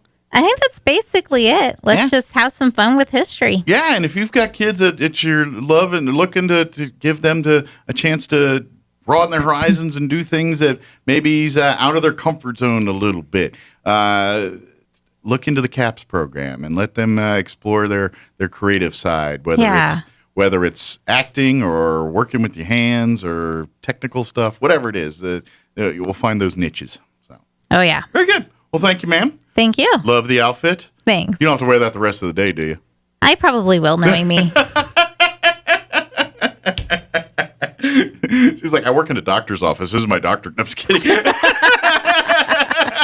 No, I'm a performing arts teacher, so everywhere I go, I'm performing. So it works. It's apropos. Although that would be cool if you were like, you just show up and like, it's my outfit. Why are you looking at me? I always wear this when I work at the bank. There's a lot of people who know me well enough, they wouldn't expect anything less. It's like, oh, hey, nice hat. Well, thank you very much. And thank you. We'll talk to you next time. Thanks. All right, it is 9:44. Let's go ahead and pause for local news, your Sean Hannity update, and also weather. Quick break as well. Don't go away. Now for a Pecos Valley news update, I'm Jared Cirillo. West Mescalero Road will be closed to through traffic in Roswell between North Pennsylvania Avenue and North Washington beginning today to allow a contractor to insert water control valves in a water main to be followed by City of Roswell water maintenance and transmission crews replacing a failed section of the aging water main. The work is expected to take as much as 3 weeks. Residents of the 2,900 blocks of North Lee and North Kentucky Avenue, as well as adjacent sections of Vista Parkway and Vista Parkway Circle, will access the neighborhood from the west using Mescalero. Authorities have identified the men tragically killed in a crash Tuesday on Highway 128 near Loving. State police say 39-year-old Jesse Godfrey of Odessa, Texas, and 24-year-old Aaron Moreno of Midland were killed in the crash near mile marker 21. 2 other passengers in the car were seriously injured. The investigation showed a pickup driven by Godfrey was headed west when it crossed the center line, sideswiped a semi, and then was struck nearly head-on by another car. I'm Jared Cirillo. Your morning espresso starts right here. It's the Sean Hannity Morning Minute. There is a significant majority of registered Democratic voters. They now prefer socialism to capitalism. Fox News poll, socialism 59% favorable, capitalism 49%. I've said it before, I'll say it again. Any name, any form, any manifestation of socialism, redistributionism, it all ends the same way. Broken promises, unfulfilled promises. It ends with more poverty, not less, and giving up how much freedom you calculate at the end of the mess you created. If you think it's going to work and it appeals to you, tell me what part of government is so effective now beyond the military. The Sean Hannity Show from coast to coast later today. All right, the school year is getting started for millions across the nation. Chances are your child's learning environment is not going to be a perfect one. Now, Acellus Power Homeschool, they have become the answer for both schools and for parents that have decided to bring their child's classroom either partially home or for full-time homeschooling. Now, parents worry that their kids are getting behind in math because schools had to close last year, and other parents worry if their kids are on track to read at their grade level. And now we're worried again that our kids might face disruptions this school year. Now, at powerhomeschool.org, it's one word, you're going to see how parents can control their children's education by offering online courses at home taught by some of America's greatest teachers. Now, it's especially effective if your student is struggling or students with learning disabilities. If you are considering homeschooling or looking to fill any gaps at home, please visit powerhomeschool.org. That's powerhomeschool.org today. I'm I'm meteorologist Steve Hamilton with your Pecos Valley weather. The heat gets turned up a little bit this weekend and rain chances look low with high pressure in place. Sunny and hot today and hazy with our afternoon high in the upper 90s. Overnight will be clear with our low in the mid 60s. Another hot one tomorrow. Upper 90s to right around 100 and sunny. We'll be in the mid to upper 90s and sunshine through the upcoming weekend. I'm meteorologist Steve Hamilton, and that's your latest forecast. With the SRN News Business Brief, I'm Rich Thomason. A new pandemic low in the number of Americans seeking jobless benefits, 310,000 last week. The Labor Department reports jobless claims dropped from a revised total of 345,000 the week before. The number of applications has fallen steadily since topping 900,000 in early January. It's a reflection of the steady reopening of the economy after the pandemic recession. Correspondent Jeremy House. Wall Street moved higher in the aftermath of the weekly employment report. Economists say the market is also reacting to word the Biden administration will be taking steps aimed at boosting COVID vaccination rates. Ford Motor Company will cease auto production in India after logging accumulated operating losses of more than $2 billion over the past 10 years. A move cost 4,000 jobs. With business, I'm Rich Thomason.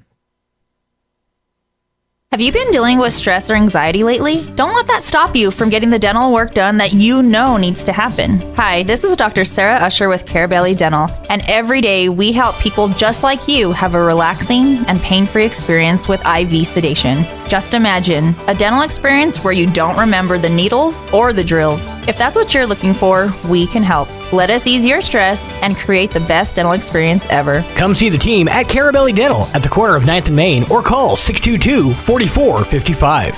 Hey, Mark. Morning, Sam. Having the house remodeled? Nah, I got termites, and they're chewing the place up. Welcome to the neighborhood. I've got them too. Really? Yeah, just had a termite treatment put in. You did? I didn't see a lot of digging around your house. That's because I went with the Centricon Termite Colony Elimination System. It's a lot easier to install than what you're doing. They just place bait stations around the house, and then the termites share the bait with each other until the colony is gone. No digging, no chemical solution, just simple protection that's environmentally responsible. Wow. Yeah, I even got a Green Chemistry Award from the EPA. Centricon, huh? I'll be right back. Hey, where you going? Tell these guys to stop digging. I'm getting Centricon. Call Bob Reed Pest Control today in Roswell, 623-5344, or anywhere in southeast New Mexico at 877-623-5344.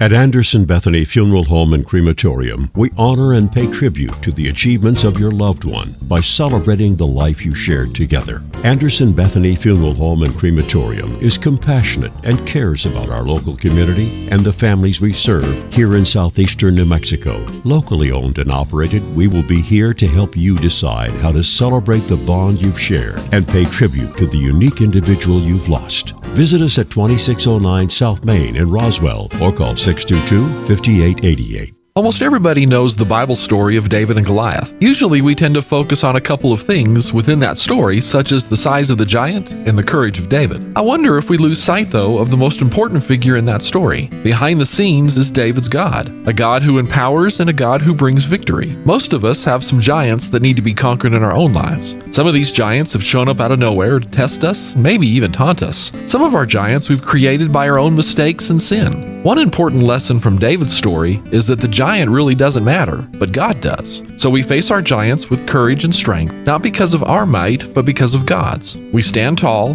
knowing that victory will come with God and that we will one day see that giant slain at our feet. This calls us to do two things. We've got to show up for the battle, and then we need to look up for victory. Our goal at Country Club Road is to help people conquer their giants. Join us at the Country Club Road Church of Christ for worship at 10 a.m. on Sunday, located on the corner of Country Club and Washington in Roswell. Being in the Army National Guard is about more than just serving your country. It's about being there for your community when your neighbors need you most. The Army National Guard makes college affordable. Serving part-time lets you attend school full-time while you take advantage of education benefits that can help you graduate debt-free. If a civilian career is your goal, serving part-time allows you to work at a full-time job. The skills, qualities, and contacts you'll develop in the Guard can open doors to a great civilian career. Want to serve but worried about being away from friends and family? Part-time service in the Army National Guard allows you to serve close to home. Serving in the Army National Guard lets you have the life you want while you enjoy the many benefits of serving your community and nation. You owe it to yourself to learn more about how the Army National Guard can fit into your life. Visit NationalGuard.com. Sponsored by the New Mexico Army National Guard. Aired by the New Mexico Broadcasters Association and this station. Your Roswell Coyotes are home at last. This Friday night, the Coyotes return home to the Wool Bowl to host the Tigers of Los Lunas High. 106.5 Roswell's Talk FM and KSVPTV.com will have all the action. It all kicks off with the pregame at 6:50 and kickoff at 7. Art Sandoval and Kelly McDonald will be on hand to cover all the action. Coyotes versus Los Lunas Tigers. Friday night at 7 on 106.5 Roswell's Talk FM and online at KSVPTV.com. Southeastern New Mexico's Sports Authority. This is Dallas Cowboys football 2021. Prescott in the gun from the 20, 4th and 2. Only heard here. Snap is back, looking middle, throwing middle, slant, caught. All season. Cooper walks it in. Touchdown on 4th and 2. Thursday night, it's your Cowboys and the Tampa Bay Buccaneers. Live from Raymond James Stadium. On this Dallas Cowboys radio network station. Pre-game at 5, kickoff at 6:20 on 92.9 The Brand. Brought to you by Brewer Grill. Here's a Mornings with Mike Winters fun fact. 47.2% of all statistics are made up on the spot. Is this true? I'd say chances are about 50%. Here's Mike Winters. And good morning. It is closing in on 9:54. Got a few minutes here before we wrap up today's show. I watched this earlier in the week, and I haven't had a chance to talk about it, but I ain't going to lie. This is like there's a show out now, and it's a little guilty pleasure for me because, in all fairness, this show is it's politics, so too. But if y'all remember FX doing those mini series like on O.J. Simpson, The People versus O.J., and I think they got Emmy nods for all those and all that. Well, and they've done a couple others, like they did one on Versace. I've never seen that one, but they got a new one that started Tuesday, and I am into it. I can't even remember the name of it now. The name of it escaped, but it's very much the style of the O.J. thing. If you saw that, where they it's episodic, where they get the people like just like an O.J. They get the actors to play the real characters, and they replay the instances of the O.J. trial and all that went on during that time period. It was pretty good. It was good. Cuba Gooding Jr. played O.J. There was all kinds of famous people. John Travolta was he Kardashian, I think. There was a bunch of famous people, and I don't remember. But anyway, they did a really good job with it, I thought. Well, they're doing it with the Monica Lewinsky, Hillary, Bill Clinton scandal, and it's I can't remember the name of the show. It's something like impeachment. Blah, blah, blah. I don't remember what I forgot. I forgot the name of the show. I probably should know it. It's bad on me, but I don't. It's on FX on Tuesday nights, but it's just like the O.J. Simpson one. So I watched the first episode Tuesday, and it's kind of interesting the way the way the series picked it up is basically they started because they flashed back a little bit back and forth, but the series started right when. I don't know if much y'all remember the Monica Lewinsky and Linda Tripp and Paula Jones and all of that mess back in the 90s when all that was going down. But they pick it up right at the part where basically Linda Tripp basically tells the FBI what Monica told her, and then went into that, and where she ended up in the hotel room secluded for like 3-4 days and all that. That's where they picked it up, and then they kind of backpedal and they really first kind of explain in this first episode how Linda Tripp came to be in the picture on this, and the way, and I'm not sure I didn't meet these people in person, and I'm sure there's a lot of dramatization in the conversations going on between the characters, but the gist of what happened is what comes out of it. But they make Linda Tripp, and then this is probably how she is. I guess she's passed. She died a year or two ago, I think. She was kind of she worked with in the White House. I guess she's a veteran, being like a administrative assistant, secretary. That style of working in the White House for various attorneys or whomever. And she was in the White House attorney's office there when